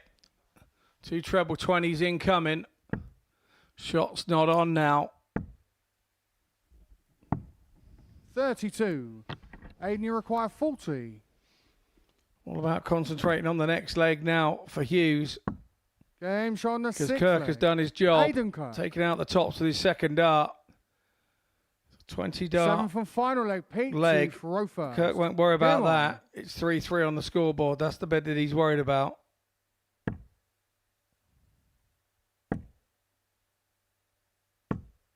$100. All about getting the points on the board. 100. Remember, winner of this game moves on to 6 points. And for Pete Hughes, he has a dangled carrot of Henry Coates in the final game of the session, where he can actually go 140. top of the table and overtake Coates if we're winning that match. 47.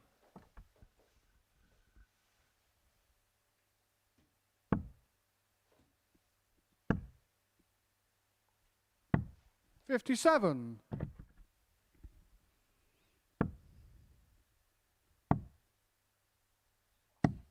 $134. Yeah, really good pickup from Aidan Kirk there, finding something on the 19s.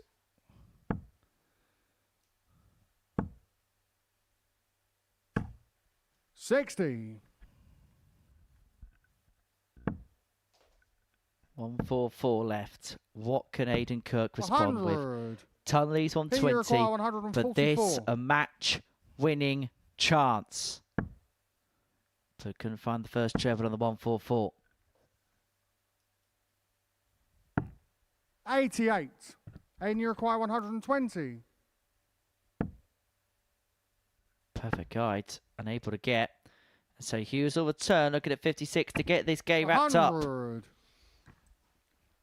Here you require 56.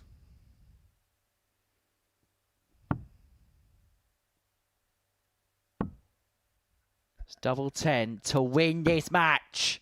Game shot. And win and this the match he Pete will. Hughes. By 4 legs to 3, and he'll take on Henry Coates in the final game of the session to see who tops the table overnight. He beat Aidan Kirk by 4 legs to 3. We've got 3 more games to go, and we're going to kick off a meeting between Giovanni Matthee and Bradley van der Velden.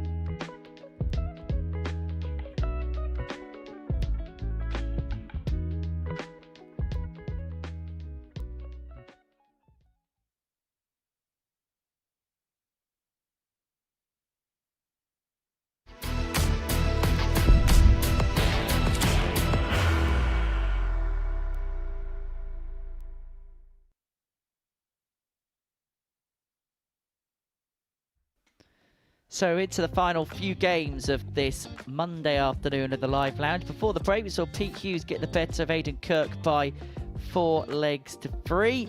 And so we've got 3 more matches to go. It's Henry Coates who leads the way. He's won all 4 of his matches so far. He can complete the card if he beats Pete Hughes in game number 15. Pete can also move on to 8 points of a victory in that particular match. But he'd have to win 4-1 or 4-0 if he's going to top the table come the completion of Monday's play. And we're going to get the final round underway. The meeting between South Africa and the Netherlands as Giovanni Matthee and Bradley van der Velden go head to head. For Bradley, still searching for that first win. And there was a little bit of a drop off in his previous game in comparison to the promising performances that he was putting in his first 3. I mean, it's Giovanni, who I just wonder where he's at right now, because he led Henry Coates 3-0 in his previous match, had a handful of opportunities to cross the line across a number of different legs, couldn't take it, and Coates pinched his pocket in the end. Yeah, he did. Yeah. And then, of course, it happened in the game before. He was 2-0 up and lost 4-2. Game on.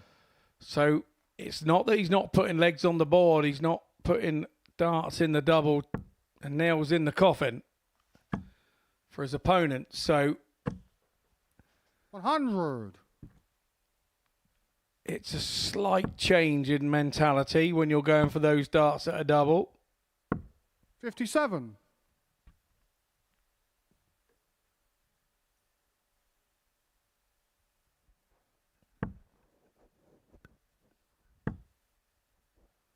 Well, I think overall, I think he'll be 100. satisfied enough. He's settled himself into the week. As I say, probably would want more points on the board. But in terms of performance, there's room for improvement. Of course there is, but there's enough there to take the starters at the same time. Would that be fair to say about Giovanni?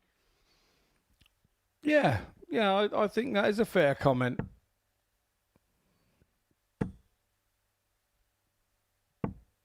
He 60. was the unknown quantity when we came into the room at the start of the day. But he wasn't just unknown so much to us. He was unknown to his 5 opponents as well. 82. I think he's now shown to them that he has a little bit about him.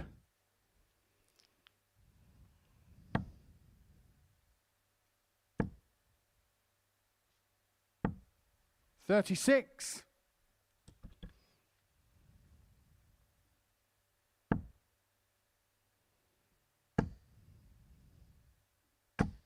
$83. Unlucky deflection with that last dart from Bradley.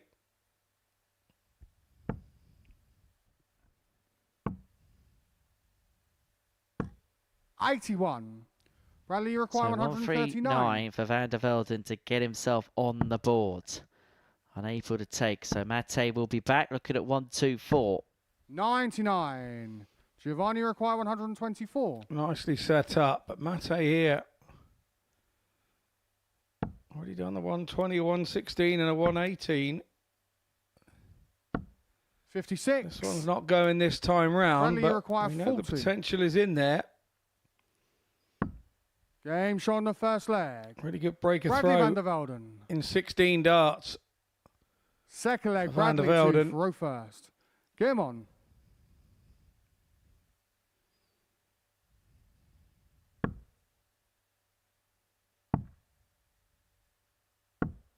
$43.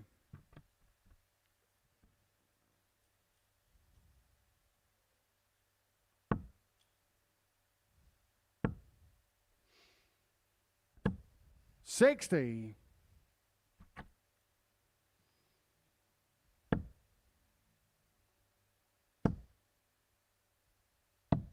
$99.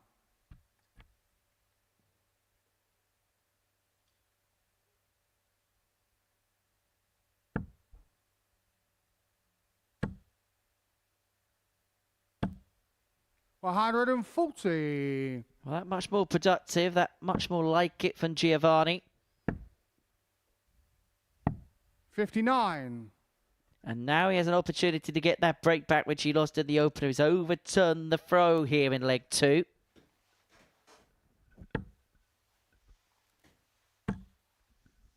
That one leaves a finish. 100.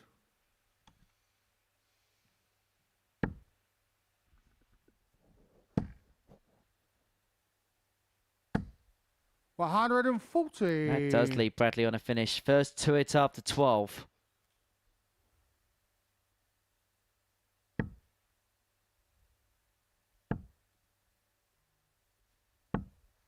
$85. Bradley, you require 160. Another one of those.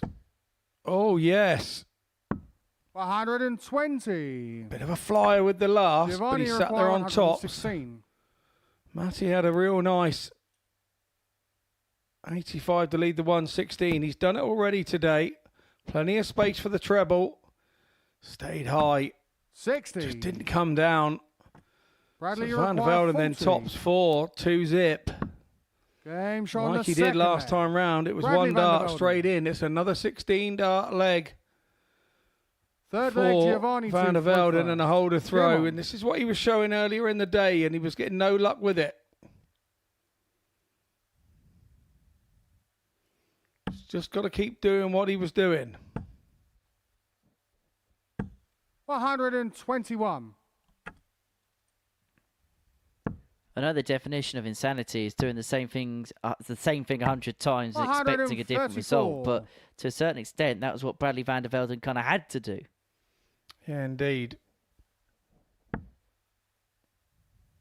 He's played some decent stuff. 41.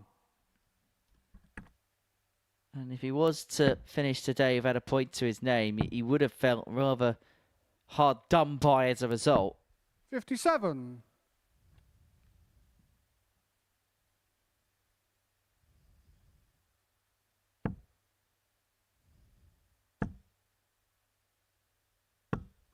$60.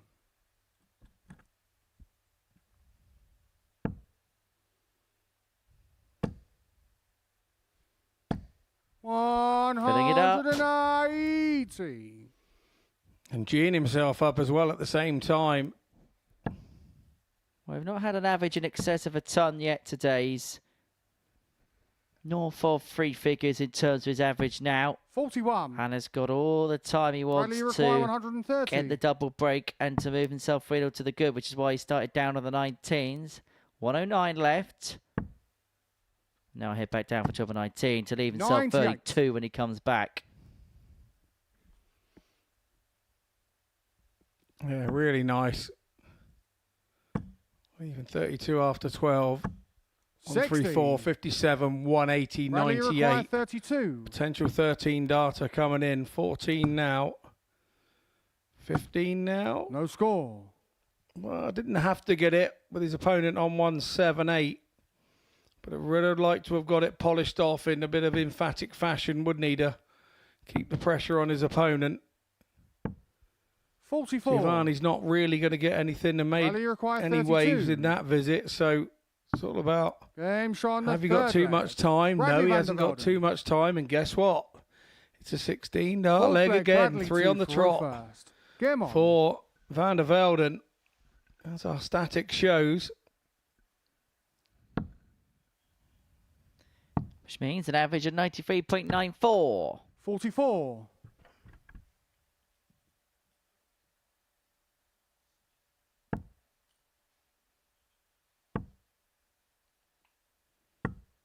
$85.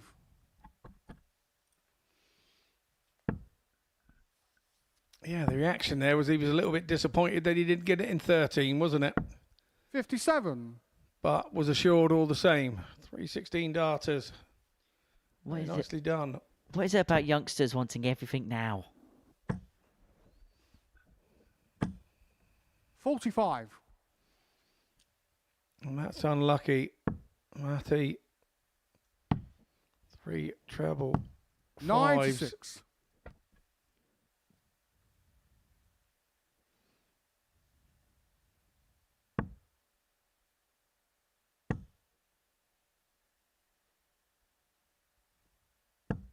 $95.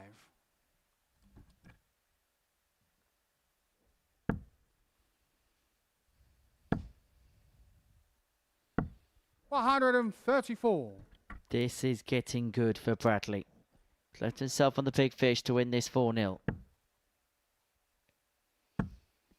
It's a nice way to leave the day as well 85. for him on a high. Bradley, Coming require tomorrow with a 170. newfound enthusiasm. 56.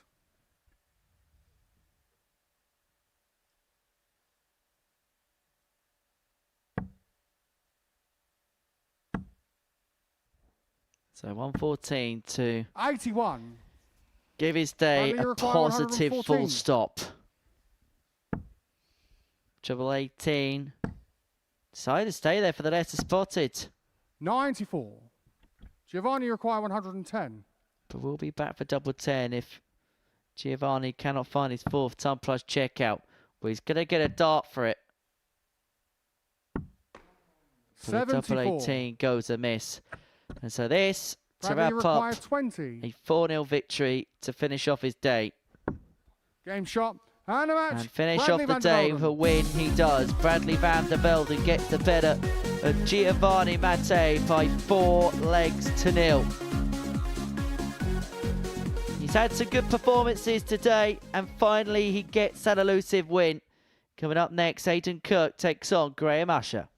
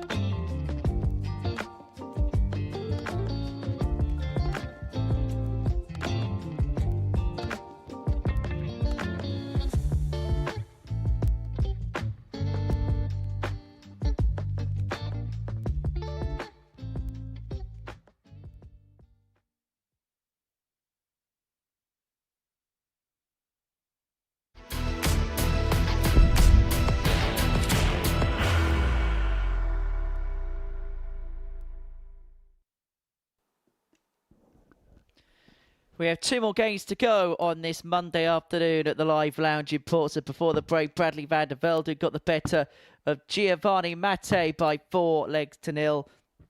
And rounding off their days now, Aidan Kirk and Graham Usher. Both players on 4 points. The winner will move on to 6 and it'll be on the right end of a 3-2 day with a victory in this one. And then we will see the top 2 go head-to-head in our curtain closer as Henry Coates takes on Pete Hughes. As far as both players' days are concerned, a lot of 4-3s for the pair. Aidan Kirk lost by that scoreline in his opening game against Henry Coates. Found himself on the right end of a 7-leg game against Bradley van der Velden in match 2, averaging just under 95 in that contest. 1-4-2 against Giovanni Matthee in game 9 before losing 4-3 to Pete Hughes in match 12. For Graham Usher, he won 4-0 against Giovanni in his opening game before finding himself on the wrong end of a 4-3 scoreline despite hitting 5 180s against Coates. Lost again 4-3 against Hughes before then getting the better of Bradley van der Velden 4-2 in his previous. Yeah, I think losing with those 5 180s will be the thing that Usher looks back and reflects on when he goes back to his hotel today. 56. And you require 120. Particularly if he manages to get over the line here and break the throw of Aidan Kirk.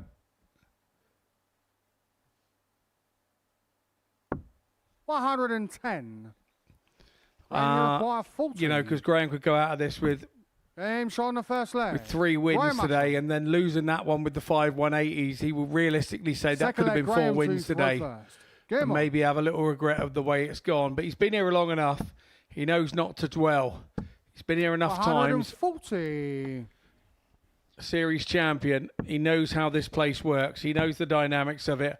And nothing's ever won on the Monday. 134. Well, the result of this game will depend on whether the chicken and barbecue sauce that Graham Usher is going to enjoy after this is done will be better or worse, because that is very much a staple of his Super Series diet.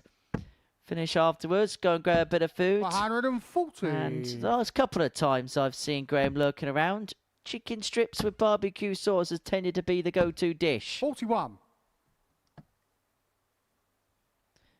Not as bad as Nathan Potter, who I've known has got into a rather popular chain of restaurant and asked for a garlic bread pizza with added onion on it. Not for me, that. 140. And you require 136. No, not for me either, Nathan. What are you doing?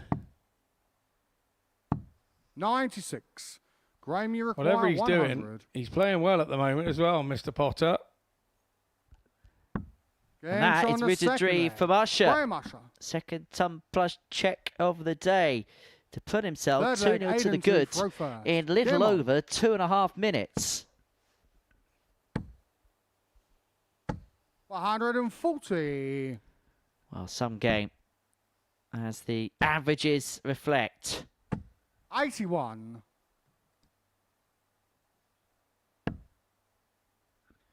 These two have got those gears to go to places that many others can't. Particularly Graham Usher. We know he can go high into the 110s.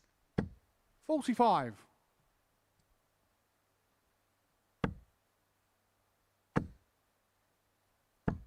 $180. And now these really are cruising at high altitude. 60. And you require 90. Ball for tops, potential 11 dart lane. Forget potential, that is. Aidan Kirk, he's trailing 2-1 despite averaging 114. Throw first. Game on. But this is some match. 13, 14, 11. 100. The pace just suits each other. They just bounce off each other here. 134. Don't know about you, but I think Graham Usher's got a dinner reservation somewhere. He's got a lunch reservation for 1:30 the way he's speeding 60. along the hockey.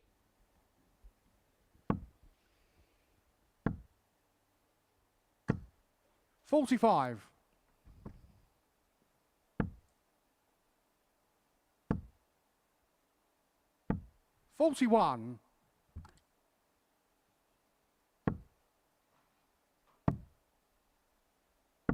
$93.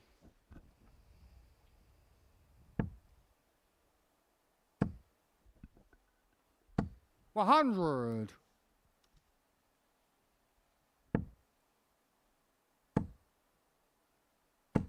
Oh, well, that from Aiden is Matthee number 2. He's maintaining a 114 average. And for 2-0 behind, looks like he's going to square it up at 2-2 next to no time at all. 49. We've played 5 minutes in this game, and it looks like we're about to complete 4 legs. Oh, this is amazing. Shot on the 4th leg. Aiden Kirk. 5th leg, Yeah, it Aiden really to is. throw first. Game on. Great stuff from the pair. Kirk goes 2-0 down. 140. Comes straight back to 2-2 in a matter of minutes. Really, 58. really good stuff here.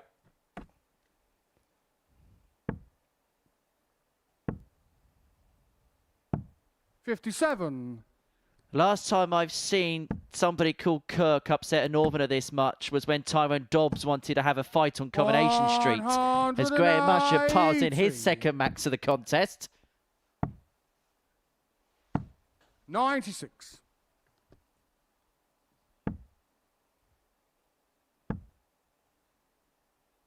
$137. Aiden Kirk is averaging 108 and he could find himself 3-2 down in a couple of 100. moments.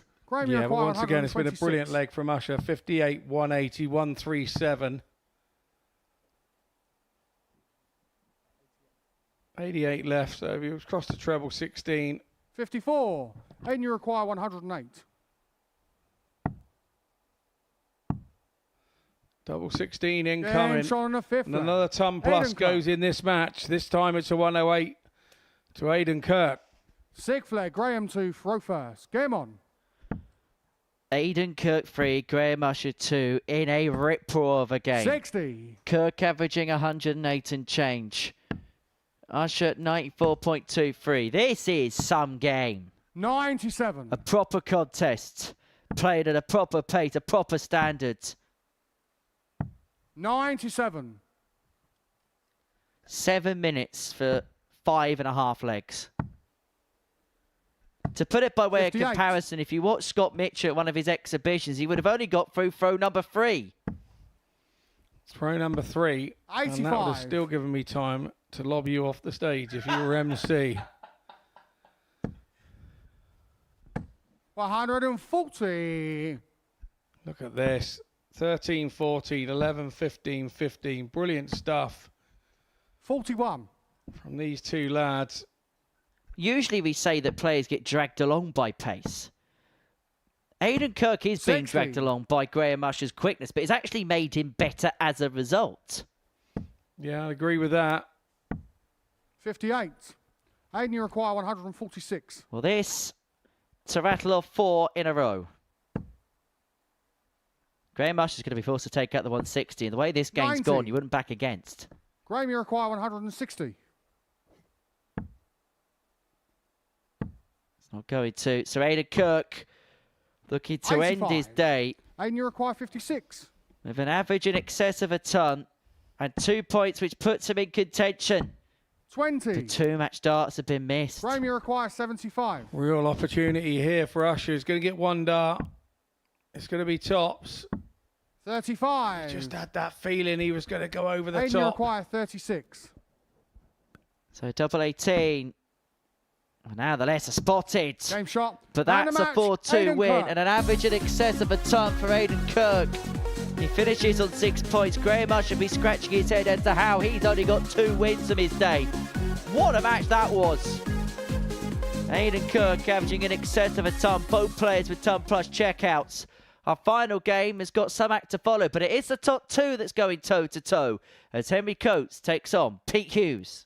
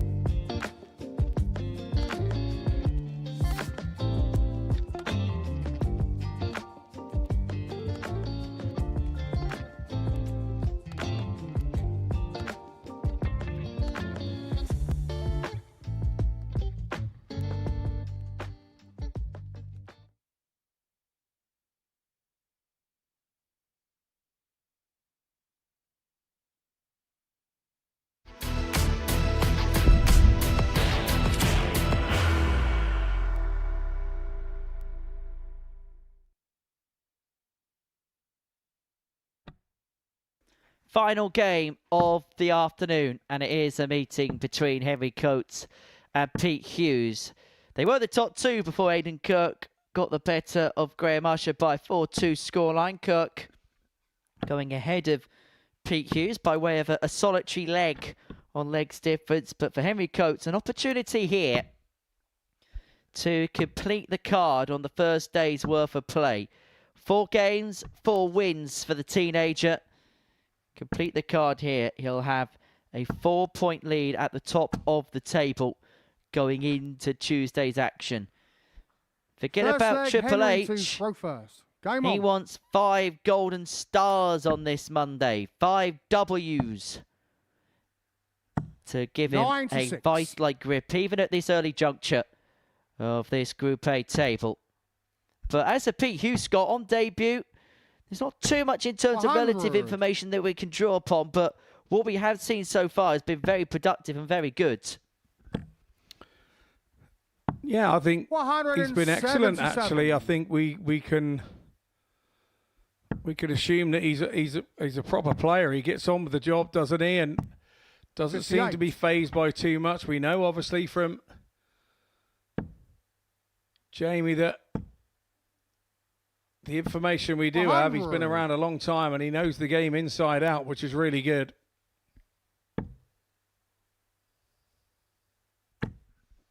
And that would probably 100.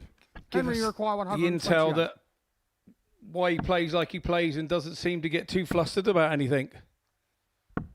56. Turns to 72. And how quickly has Henry been getting out the gate today?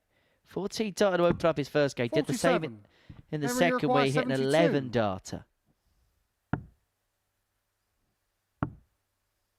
6 of his will do to win leg 1. 52. And what I like about Henry, he has the ability to scrap as well. We know that he's got those games in him.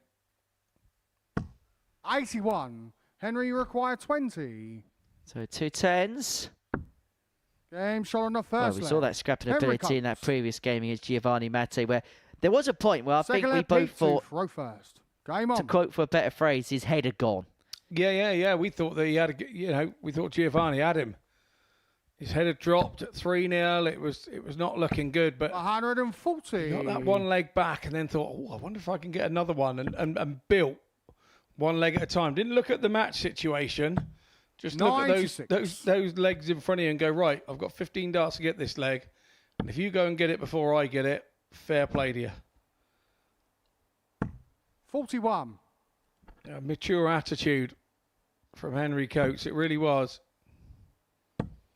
It's like we said earlier in the day, these guys of this age now have 95. 4 or 5 years experience at top level darts. And I was trying to explain to somebody in a Super League game that we had on Saturday night about the nervousness of the 140. situation about playing another top Super League side, and when you only play them once a year, and hopefully if you win, then you go on and win the your Super League 100. title or whatever. And that feeling of that game is exactly the same as when you go to play here. In those nervous moments, it's exactly the same feeling as when you go to a lakeside or an 140. alley pally or whatever. So the more times you put yourself in that position to learn to deal with it, the better you are long term for a player. And 95. it's why Pete, you require you see 40. players that play in the top of their leagues and at the top of their pub Game teams, shot on the second leg. all Pete Hughes. achieving kind of as they go on because they've been in this Third situation leg, before. Henry to throw first. Game on. May not be for themselves, but for their team.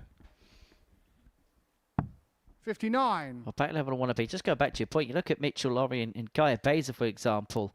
The experience they've got at such a young age, particularly Mitchell, of course, Lakeside finalist and playing for his nation in the WDF system. 46. And what I like about Mitchell Laurie, particularly, I spent a bit of time with him last weekend. 96. He's in no rush to rush on and start wanting to do this and wanting to do that. 42. He's kind of happy where he is at the moment. I think there's a touch of that. There was a touch of that. We're always going to compare him to Luke Littler. We're always going to be 60. doing that. But I just like the fact that things are still really important to him, like playing for Scotland, the more simple things in darts that it's easy to turn your nose 60. up at as you get older and play more. But he's not wanting to rush his teenage years away. He's wanting to play wherever he can play, 98. how he can play. He's concentrating on certain things like the JDC and things like that. He is still concentrating on that. Still concentrating on the youth side of the WDF as well. Not just playing in the adult side. He wants to play in both. 100. And I just think that's a credit to him. Whether it's the way that he's being advised by his management company, I'm not really sure. But whatever it is, 90. he seems one happy bunny at the minute and not wanting to run before he can walk. And I think that's a joy these days for somebody of that age. Well, for Coates, who 140. Henry required heads into his 98. 20th year. He's looking at a double 9 to move And himself shot on the 2-1 third to the leg. goods. Henry Coates. And he's halfway towards a 5th win out of 5. Fourth leg, Pete to throw first. Game on. I said it a little bit earlier on, and I know that there was a moment where things did go a 96. little bit wrong for Henry, and he was getting a little bit at it. But by and large, he's such a composed character. 99. Yeah, very much so. And talking of character, Pete there just gave Henry a nice shot, mate. And Henry said thank you back. Shows a little bit what Pete's about as a 60. dart player as well. But yeah, going back to your point about Henry, he does look calm and composed. We thought he got a bit rattled earlier, but he managed to get himself out of it. But yeah, he's... 140. I think that's the bit that's changed about him the most, that he is more calm and more composed. I think he's a more confident character than when we last saw him. 46. You know, this is a mammoth opening day for him. I really do think that we said at the top of the show it's going to need somebody to sort of grab the ball by the 56. horns and take to this group, because it's got good players within the group. And it's who can cut their foot on the neck of the others first. And it seems to be on day one, you have to say it's Henry Coates that's 85. done that. Well, he's overturned the throw here. 6 from 206 to move himself 3-1 to the goods. And as a byproduct of that, he would have the darts in the 27. next to cross the line, a 4-1 victor. And then have a full set to his collection on this Monday. 140. However, Pete Hughes isn't going to go down without a bit of a fight. Leaves himself on 74. How handy can Coates leave this? 99. It's okay. Pete, you require 74.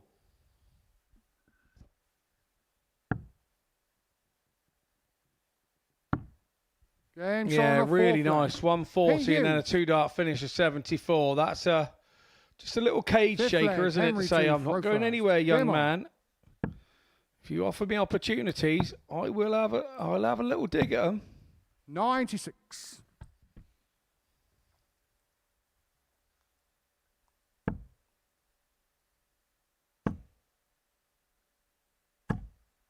$60. However, you feel in situations like that, for Pete, that's a bit of a slip. He's quite lucky 59. there that Henry didn't pounce all over it.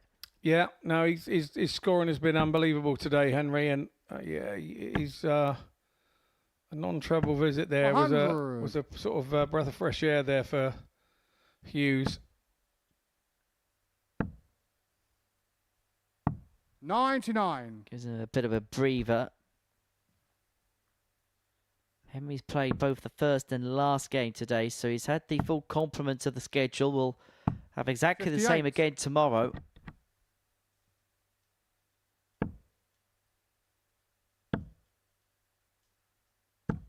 $140. Really good viz that. Just when it looked like he could potentially find himself in a spot above, he's found a big score just to bail him out somewhat. 100. Henry, you require Ton 107. means that Coates has 6 from this point. 50 left. Tops left. 87. There's still work to do when he comes back. Yeah, Hughes has got work to do here as well, even to leave it. That's a bit of a pressure shot. 59. It hasn't happened, so Henry, you require 20. Coates with all the time in the world, you feel. Game shot on the fifth leg. And Henry relaxed Coates. he was. And Triple H hits that. Six flag Pete to throw first. Game on. I'm sure Matthew Edgar would love the Triple H nickname. 57. He didn't tell you he was in Las Vegas for WrestleMania last month. 60. I did actually see from his social media that that's where he was. Yeah, when he came back, he took me out to a very nice Brazilian restaurant 100. in Port Solent, and he was showing me all about the intriguing aspects of Las Vegas, particularly at night. 140. Well, you'll have to pass those on to me off air because I may be visiting the Big Smoke. Oh yes, you playing in the World Masters this year? I'm not sure 66. yet, but I'm just saying I may be. Yeah, I've booked a flight, so I'm going, yeah.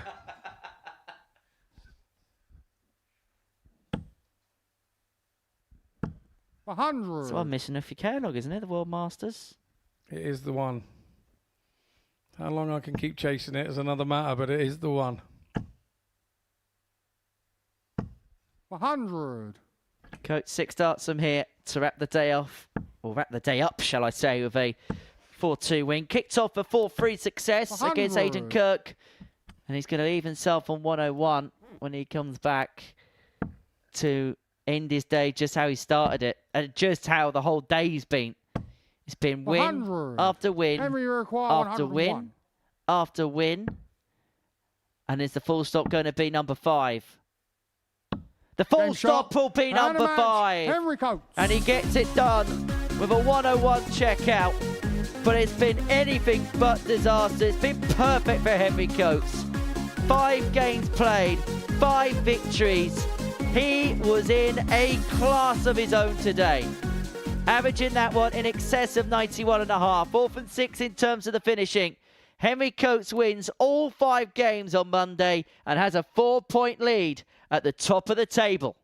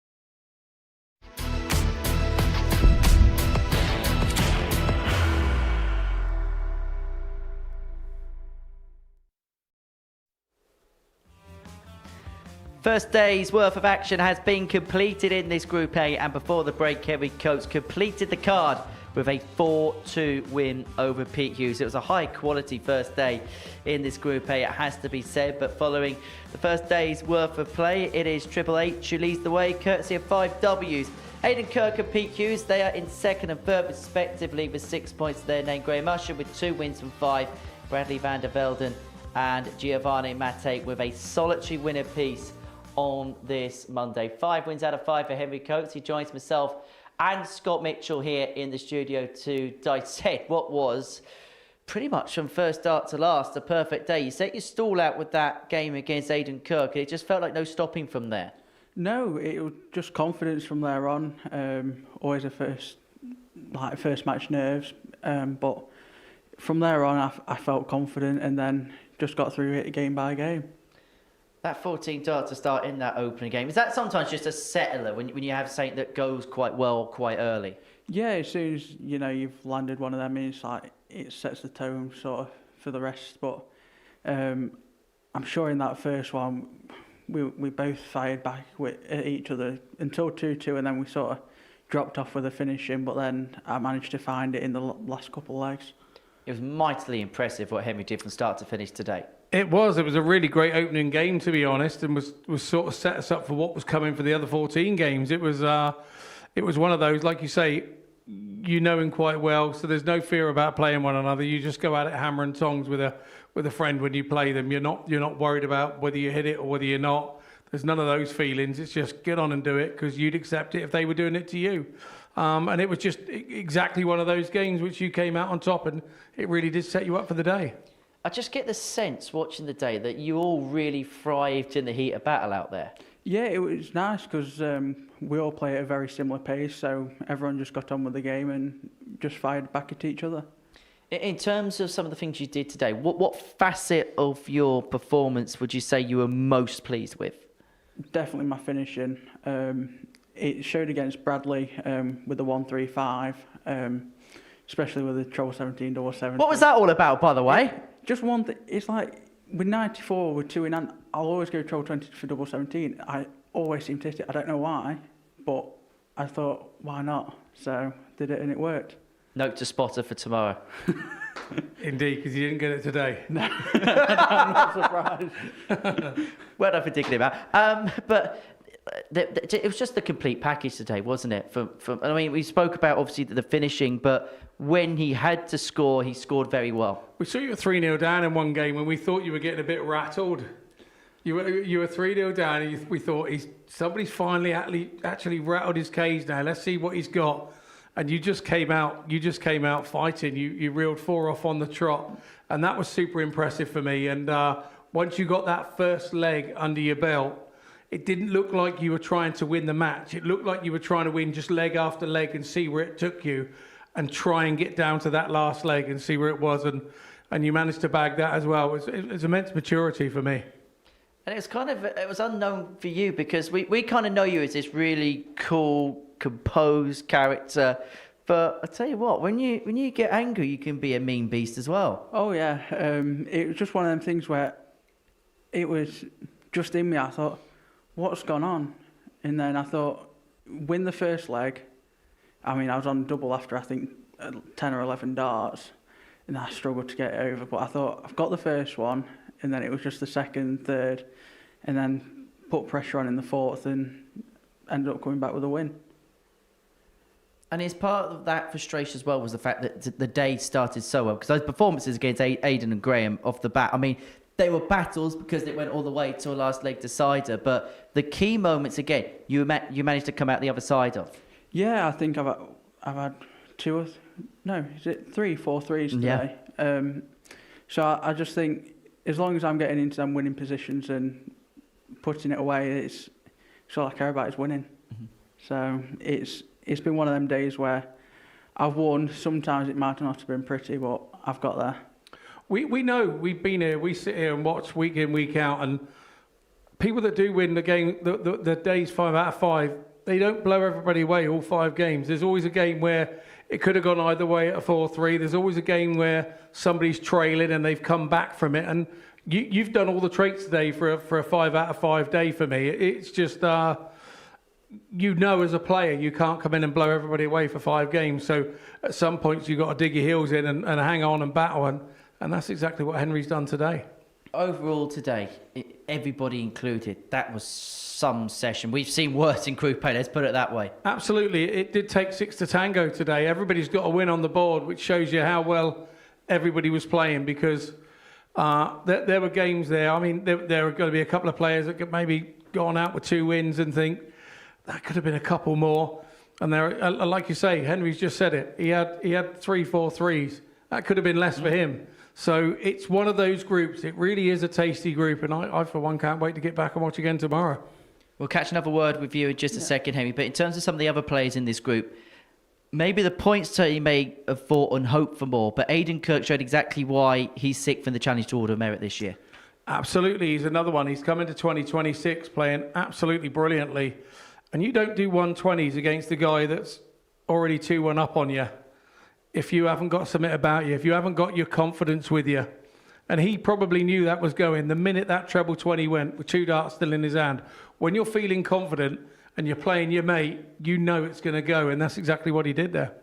And then in terms of what we saw from Pete Hughes, odd debut here today, we knew bits about him, but not too much. But I tell you what, he played some really good stuff at points. Absolutely. I mean, he really did do some nice stuff, and we didn't know quite what to expect from him, but he came out of the traps straight away, and that's kind of what you got to do. Some of the other guys won't have known a lot about him either, and would have been intently watching that first game and been kind of, oh wow, this is what he brings to this group. And I think he'll be pleased how he's performed today. Yeah, okay, he might be a little bit disappointed he tailed out with a loss there, but he lost to the guy that's won 5 out of 5. So he hasn't got too much to worry about at this stage of the group. As for the bottom 3, would it be a case of probably staying at a similar standard, but maybe being a bit sharper at critical points? Yeah, I think so. I think probably Graham Usher's the one that's going to say, I could have had a couple more points here today. He did the averages. He played the way that he plays. He's very hit or miss. You know, he one of the games he hit 5 180s in and lost the game. I think that was against you, wasn't it? So that's one of the games where you go, you know what, I did enough there, and maybe didn't quite finish it off with my chances. So if he sharpens up on those, I'm sure that he won't be trying to let this man get away with it again tomorrow, because that's the way that Graham plays. He's had a tour card. He's a bit longer in the tooth. You know it wasn't lost today, but you know you can't win it today. So he's not out of this in any way, shape or form. Let's chat a little bit more then to you, Henry. And I want to talk about 2026. We touched upon it a little bit on our interview this morning. It feels like the experiences that you've gained over the last year, 18 months, you're putting it to real good use now. And we're seeing maybe more productive results on a more consistent basis. Yeah, it's all helped. I mean, especially I've won the Rising Stars here and then lost to Steve Green in the final. But it's all quality experience that you won't get anywhere else. So it's like on the Challenge Tour, I missed one weekend through my brother's wedding, but I'm still sitting 12th on that. So I'm really happy with the way I'm playing so far. Is the Rising Stars the thing that sort of made it for you? We commented it while you were playing that we thought since that Rising Stars win, it's been steady forward, gradually going up and up and up. And I think that was maybe the turning point for you. Yeah, it's gave me the confidence because, again, in that final, I was 3-0 down. And it's sort of always the inspiration, like today when I was 3-0 down, that I've done it before, I can do it again. How much, though, is that first weekly win beginning to really itch a bit? It is a bit, but whatever happens. So it's not anything I'm dawning on. So if I get it, then I'll get it. You do have time on your side, young man. Yeah, I think so. Don't look. I'm looking at it thinking, oh, I'm never going to get it. But for you, you've got plenty of time. Yeah, it's. Don't want it away. Don't want it away too quickly. You still got to be achieving stuff. Yeah, especially the quality experience as well at a young age just definitely helps in the important key moments. Let's have a look at the weekly breakdown, because I can imagine when you saw this for the first time, you were under no illusions, right? We're going to have to be at it from the get-go if I'm going to be successful this week. Yeah, especially Colin, another one who lived in same area as me and Aidan for a few years, so definitely know what his game's about. Simon as well, you know what he's done in the past, and then as well there's Richard McKee and Adam Smith-Neil as well. So it's definitely a tough week to be in. I just get the sense that you just take everything in your stride. You don't get too high when things are good. You don't get too low when things aren't quite well. You kind of just take everything head on and one thing at a time. Yeah, it depends. Like, it's just the more fight that I have. If I go down in a game, it's still the fight that I'll have. Like if I'm winning. Well, many congratulations on what was a very good day today. We shall see you again tomorrow. Scott, we shall see you again tomorrow as well. Thank you for your contributions today. Plenty coming up across Pluto TV. Coming up next, we have the Break of Throw. That features two southpaws, Graham Usher and Scott Campbell. So we'll be breaking them down in a few moments' time. And then we've got the Tungsten Talk series, and that features the reigning WDF World Champion, Jimmy Van Schie, one of the most popular characters we've ever seen here on the South Coast. That's coming up from 6 o'clock this evening. And then Group A continues tomorrow from 9:30, where Henry Coates is looking to build on what was a very positive start. 5 wins out of 5 for him. He is hoping for more of the same as we head into Tuesday. And then, of course, everybody is looking to make it through to Saturday night. Finals night getting underway from 7:30 p.m, where so far it feels like a senior showdown at Champions Week, with Neil Duff joining Michael Huntley in the big one. However, so far in week 3, it's been all about getting the coats out, because Henry is perfect. 5 wins out of 5. We'll see you tomorrow. Bye-bye from us. The new Modus Super Series champion. Oh my word! It's another incredible moment tonight. Jeff Smith. It's match down. 5-star performance. Ball for big fish. It's double. Jack Drayton!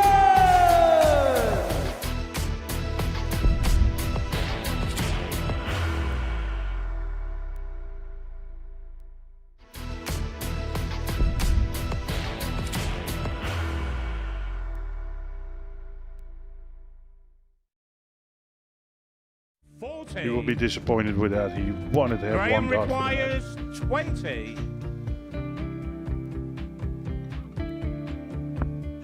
Graham Usher wins the first game of Champions Night, and it was an absolute ripper. He hit one of them on tops. He missed one on double 12. Which one is it? It's the hit! Outside opportunity for Andy Hamilton. Van der Velde should be getting a match start again here. He's already had one. Mr. Dart at tops for the match to win 4-1. And the Dart at double 16 gets the job done there for Jurgen van der Velde. He gets over the line with a 4-2-6. Did he go for tops, or did he just overshoot the single? Jimmy doesn't care. Jimmy just looks to eat this up to make the semi-finals for the second time. Adam Kaplas has been eliminated.